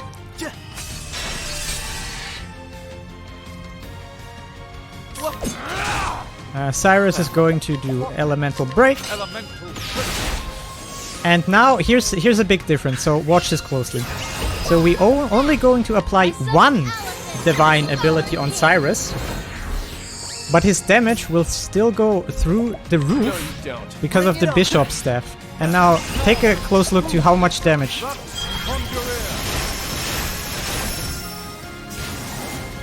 Cyrus just did 42,000 damage with 1 attack, not counting the other divine ability. So what the Bishop Staff does is that it enhances light attacks, like the holy light. So whenever Cyrus uses Lux Conjurer, which is his light attack, the damage of that gets also like a 50% increase or something. I'm not sure what the exact increase is, but it gets a big boost. And yeah, we finished Elfin, this guy.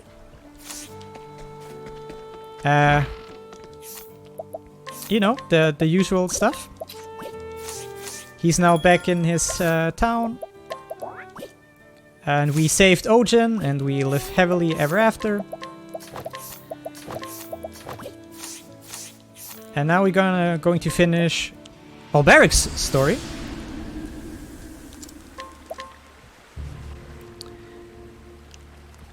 And yeah, currently we have all the pieces to make Cyrus ungodly broken, but you have yet to see it actually happen. Because there's a bunch of different things that can go into this one. Like the guy, the Ogre Eagle. I mean, that was... Yeah, I think that was pretty much peak performance, but without the other divine ability. And the other divine ability, if you guys remember, is that he gets to use the same attack twice. So if done correctly, Cyrus would have done 42,000 damage 6 times in a row. And let me tell you, the Ogre Eagle boss has 110,000 HP. So you would have killed him twice, basically. How about this? Alright, so Olberic's last chapter. You're in Riverford again. You've seen this town a little bit earlier. We didn't do any major story things in here. We just talked with some NPCs and got some stuff. And yeah, here's now the big resolution of Olberic's plotline, which is actually pretty cool. So Olberic used to be the #1, or like he used to be like the bodyguard of a king, together with his rival. But the rival betrayed him, and he killed the king. And Olberic fell from grace because he failed his only job as being a bodyguard, and that kicked him into like a pretty long depression. But throughout the story, you find out that there's actually a man behind all of this who plotted against the king all along, and that your rival is actually not the big enemy.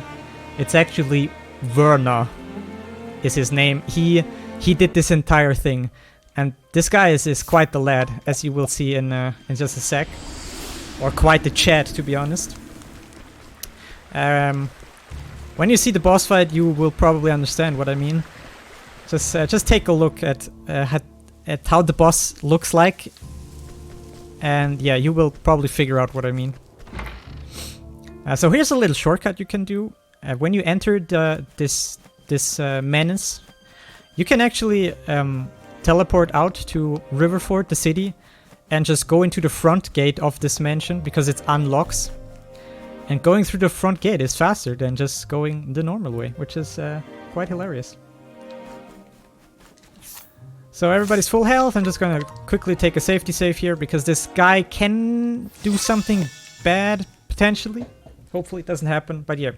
So we're inside the house, and this guy. This guy. Let's do this. But yeah, I think you know the drill by now. Same major strategy as always.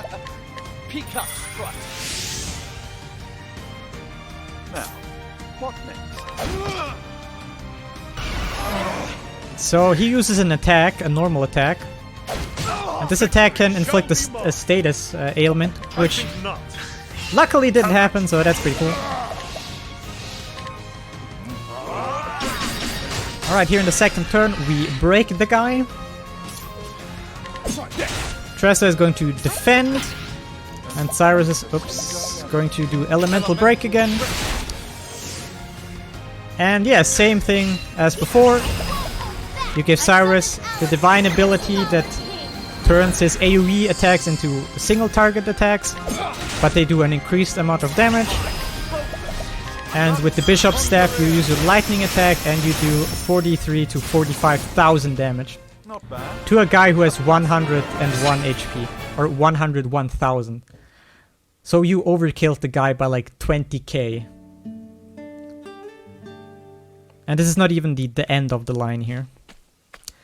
And yeah, this guy was behind it all along. After you kill him, you know, you see here, Olberic goes back to his stone village and continues to teach the kid.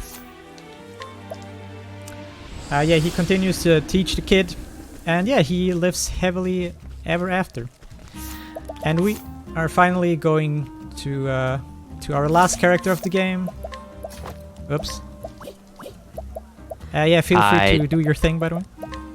I doubt you will be surprised to hear it, but I just wanted to tell you that we've hit the estimate already. Alright, that's fine.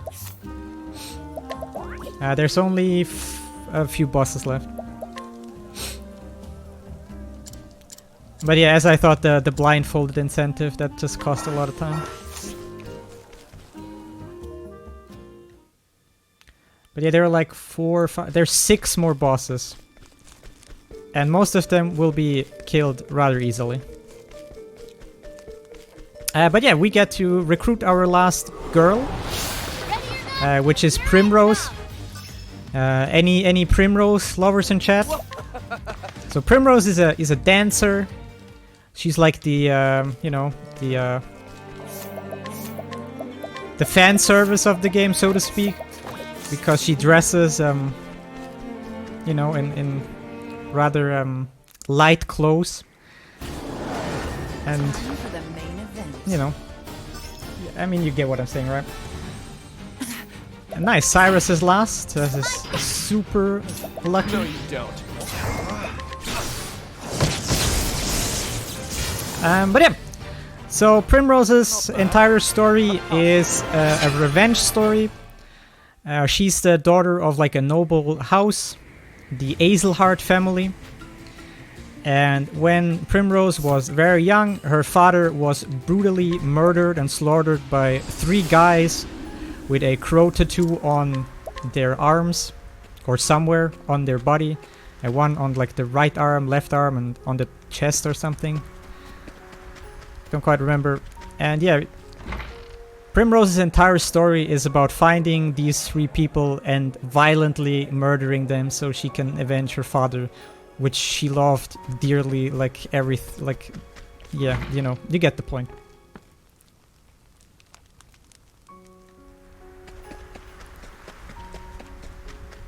And yeah, we're back to still snow. Whoops. Oh, damn it. Need to talk to the chick first. Forgot.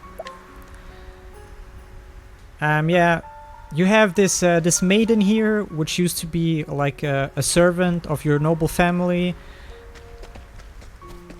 and she now works in this town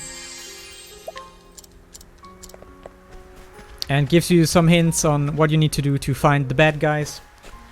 Primrose's special ability is Allure, which is the counterpart to Ophelia's Guide. You can just get an NPC to help you, and he will walk along with you. And this chapter you have to allure the bartender guy and bring him to the driver of the cottage here, so he can drive you to the super secret mansion here, where the first of our assassination target list is up to. And yeah, you know, like I said, we just go in there, we violently murder the guy, and that's about it.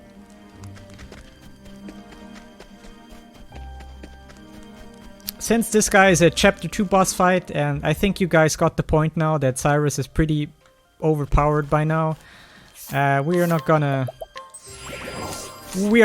bother long with this guy. This guy dies at the start of the second turn. You don't even have to use any divines here. This guy doesn't have much HP. So you just give Cyrus the Peacock Strut buff. And with Tressa, you give him a BP point. Ah, I should have given him twice, damn it. I could have saved the turn, damn it. Primrose is just sitting there and watching. And then again you use your light ability, which still does 12,000 damage without any divines. Which is absolutely ridiculous. And yeah, the first guy is gone. Rufus is his name, by the way, if anybody cares in chat. And now we go over to Noble Court. You guys have seen this little village city here a few times by now. This will be the last time you get to see it.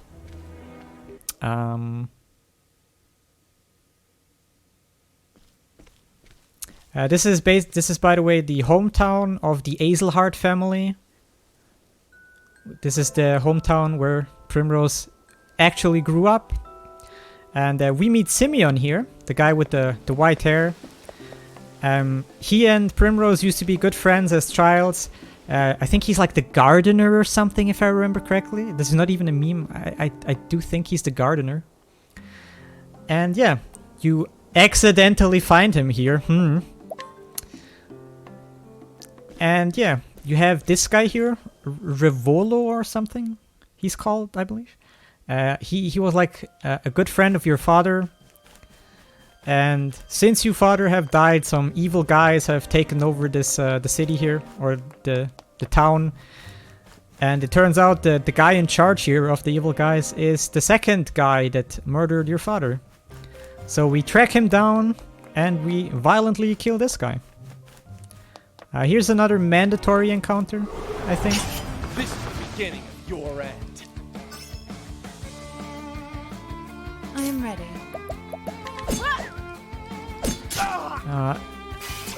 Everybody goes before anybody else, so that's nice. Feel bad.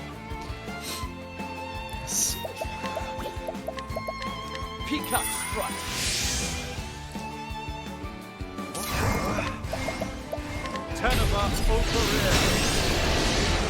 So yeah, you just wreck these guys here.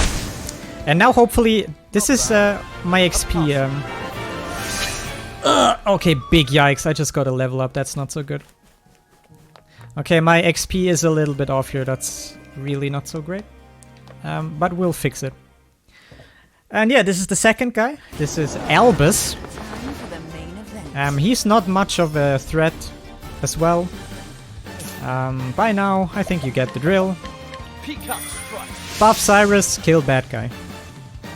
This guy you don't even have to break, because Cyrus is doing such a ridiculous amount of damage by now. Let's try this. That you don't even need to break the guy to give him some more damage. Stay strong. So you give Tressa enough I summon Allison. enough BP King. so she can cast her divine ability, and next up is Cyrus. He's going to use a full power light ability again. Does 23,000 damage with every single hit, which kills the guy. So the second guy on our assassination list is dead. We get some more flashbacks here. And it turns out Simeon, the guy, the gardener, he was behind it all along. He's the puppet master behind everything. He's the leader, the ultimate bad guy. And now after we found out, it's time to kill this guy. And he will be the final boss of Primrose's chapter. And this guy is like super dramatic and over the top. And he's here in Everhold, if you remember this area from kind of the start of the game somewhere. Like 30 minutes or so into the game. Yeah, and this guy here is in a big amphitheater. And this guy, and currently in the background you see like an opera play of pretty much Primrose's entire history, or pretty much entire life. Because Simeon is kind of a dick like that. He tortures people and makes their torture into like a play, which is ridiculous. Which gives us even more reason to kill the guy. So because my XP is a little bit off, I actually need to kill 2 random encounters here.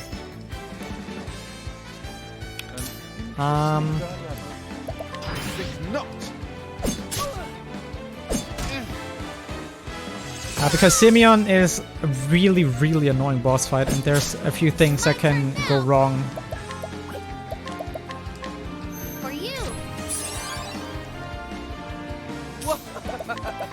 Peacock strut.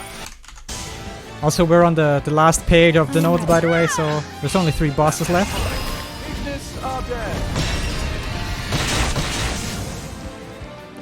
You should have studied harder. Oh, maybe that's actually enough XP, I'm not sure. Let's just hope it's enough.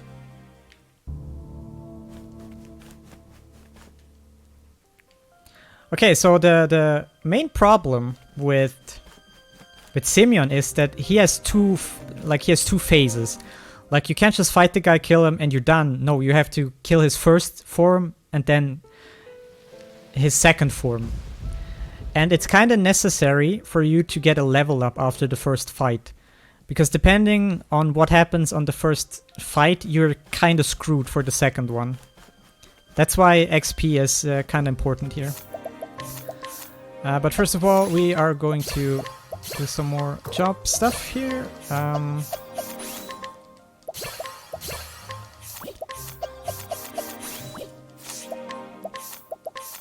Nope.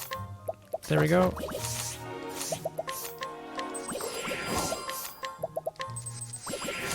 We're gonna save here just in case, because this guy can be quite a dick. And yeah, let's fight him. Simeon 1 is actually pretty easy, but it's all a bit RNG dependent on the first phase here. Time for the main event. Alright. So... Here. So in the first phase he has 2 of these puppets, which are supposed to be Primrose and the Rivolo guy. Luckily for us, if Simeon there in the background dies, his 2 puppets die as well. Elemental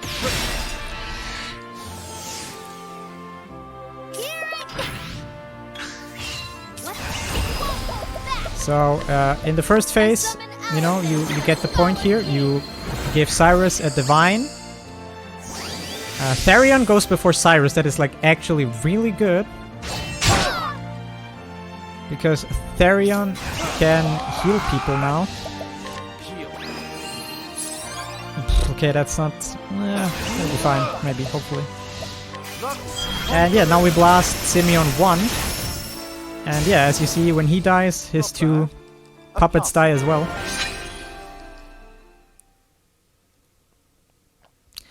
And yeah, after his puppets are down, he gets into like his real... Like he gets serious before he wasn't serious before. And now hopefully this doesn't go too badly. Okay, this is a bit risky because Cyrus goes first. This is really not so great. This is really, really not great. Now it all comes down to Simeon. Please, Simeon, don't do the wrong thing. Otherwise we gotta redo this bullshit. Okay. Okay, that's actually fine. So Simeon can inflict this status effect. I'm ready. Called Silence. And it's a random number of turns how much a person is silenced. And No, you don't. how, like, depending on how long the person is silenced, you can do the fight fast, which sucks. But luckily the silence ends just in time for both Tressa and Therion to do their divine abilities. Wait, hold up. Oh shit. I messed it up regardless. Nice. Okay, guess we just improvise here. It's gonna be fine.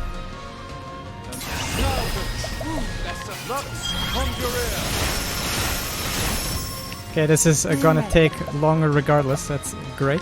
You like that? Oh, it doesn't. Never mind. The show is over. Soulstoned, my friends. Soulstoned. Yeah, that's like the thing when you overkill characters.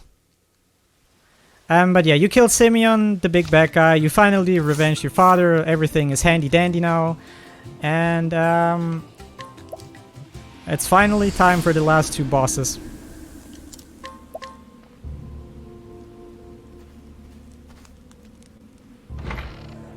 So this is Therion's last chapter. He's still on his search for the Dragon Stones. And You ready for this? yeah, this is the last one here. And he finds his old rival dude. The peacock struck. And his old rival is behind all of it. He now has stolen all of them. Out of my way. Which you, of course, don't like that much. Not bad. A passing. First of all, you need to quickly kill some bandits here because they're in your way. And you meet up with Heathcote, the butler from the first chapter. And I can talk a bit about incentives again if you want. Sure, just give me a moment here. So he tells you about like the secret hideout of the bandits and their leader. And you go there, but you find out that you just can't enter. You need to steal the uniform of one of the guys to enter. But we don't want to do that, so we finish Cyrus's chapter 4 in the meantime. And in the meantime, go talk about some stuff. Alright. I don't think I need to talk about the the voice language bit war for this game again, but you know, there's this run coming, this Fire Emblem run from this guy that is constantly talking here. What? I don't run Fire Emblem, what the fuck? Yeah, this other guy that's just always trying to interrupt you. Yeah, there are 2 bit wars going on for that. You can decide whether I should play with the male or the female protagonist. And you can also name the protagonist. However, if Fire Emblem is not your style, then we also later on have a male or female bid war for Saints Row as well. There currently everything is 0. So $1 can change there. So if you've got any preferences there, make sure to donate, because everything is going to... Alright, yeah, like I said, in the meantime we finish off Cyrus's last story beat, which brings us to Lucia, which is the assistant of the headmaster, which was behind all along. And this fight is very, very interesting in the speedrun. As you can see, this chick has 30 shields, and there's no way in hell we're going to go through that. She only does physical moves. And here is where we combine our entire might of this game to kill her. The peacock struck. Because we can't break her, we just combine everything we have to try to kill her without breaking her. Back in the day, in the old route, you actually used to break her and then kill her, which took like 8 turns or something ridiculous like that. But right now, yeah, you don't do that.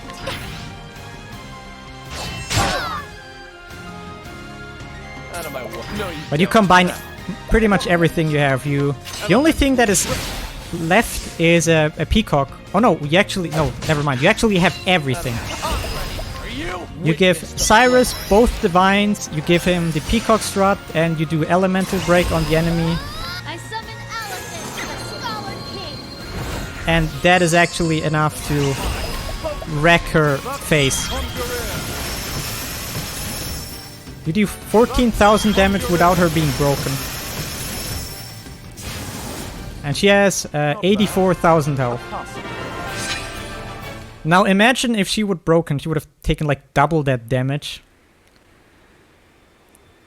And yeah, after you kill her, you finally have to revolve or like find your... Or rather, like the book that Cyrus was searching all along is like an ancient tome that talks about some kind of secret demigod thing, about some old secrets of dark magic and spooky stuff.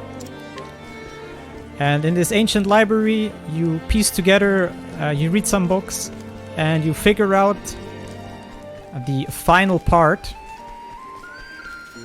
of everything. But before you finish that, you go back to Northridge and finish the actual last boss of the game, which is...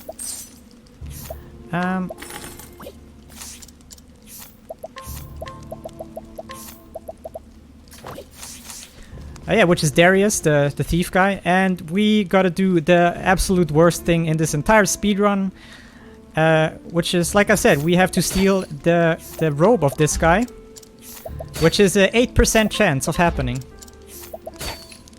And we gotta do this until it works.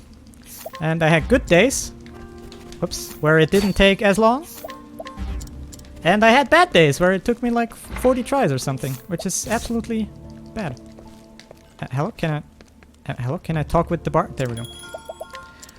So you can try it 5 times, and when you fail it 5 times in a row, you need to go to the barkeeper and restore your reputation, because you have stolen enough too much in the city, so everybody knows you're a bad guy, and everybody. Hey, there we go.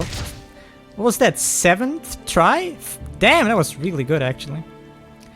All right, at least this one is in my favor.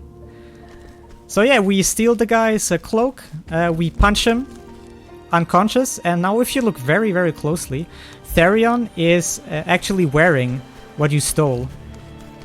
And we can now enter the secret hideout here. And a little bit later, the guy we stole from actually comes in and tells everybody there's an intruder in here for some comedic relief. And yeah, so we only gotta fight one more boss, and we done so. Not quite, we kill him, and then we have to finish Cyrus's, the end of his story, which only consists of talking to like a wall. And Darius, again, for a chapter 4 boss, he can be quite the pain. Because he will use an attack called Steal Items, which prevents you from using items, duh. But it also deals quite a lot of damage. So here's the same thing, you want either Tressa or Therion go before his second attack at least. Alright, this is some bad stuff here. An interesting dilemma. Yeah, let's just see how it... hopefully he is not mean. Hopefully nobody dies. I am ready. And that's exactly why I saved. Not too fast. Because if neither Tressa nor Therion goes before him, there's a chance of somebody maybe dying. But I think we should be good. So use Shackle Foe here to reduce his physical attack. And...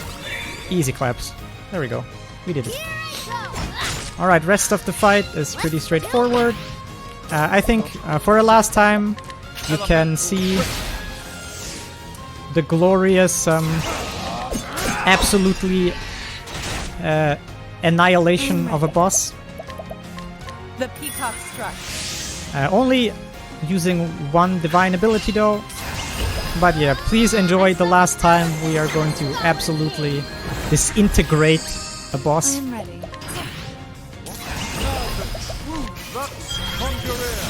And there, bam! Thus, And yeah, that was the final boss of the game. So we have killed all of the bosses. Right here we finish the story of Darius. We defeat him, we get back all the dragon stones. And yeah, we live happily ever after. Here is his ending screen. Mr. Oops. Therion? Here we go.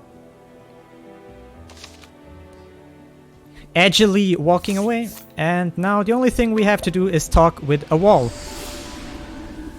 Because since we started the game with Cyrus, he's our main character, so to speak.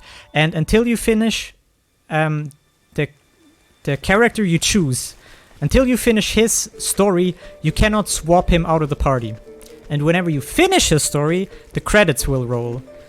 So if I finish this story before finishing all of the other stories, I would watch 6 minutes of credits first, which sucks. Time coming up, by the way.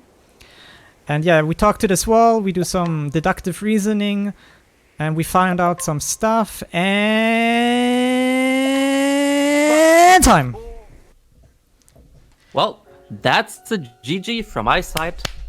So yeah, at the end, you basically find out there's this demigod called Galdera, which is like the 13th god of this world, and the other 12 gods banished him somewhere, and you find out about his existence. And Galdera is the secret boss of the game, which you can only access if you finish everybody's story. There's a speedrun for it, it's pretty cool. He's a cool fight. But it's like a half an hour longer than AMS, and you get to see the game in its full glory. It's amazing. But yeah, this has been all main stories, so basically the entire story of the game without the optional end bosses and the optional side quest bosses and all that stuff. But yeah, I know I'm way overestimate, but that's because of the blindfolded. Thank you very much for everybody who donated for the blindfolded. I hope you enjoyed it. This was the first time Octopath AMS has been shown at a marathon. So thanks SpeedCon for having me one last time, because you're never gonna have me again, apparently. because of all of my overestimates. Yeah, so enjoy the rest of the marathon. I'm gonna take I'm gonna cry in my shower now or something. I don't know. So Hey, please. at least it was a straight 3 out of 3 overestimate. Yeah. So thanks for watching. Please enjoy the rest of SpeedCon. Peace out. Enjoy.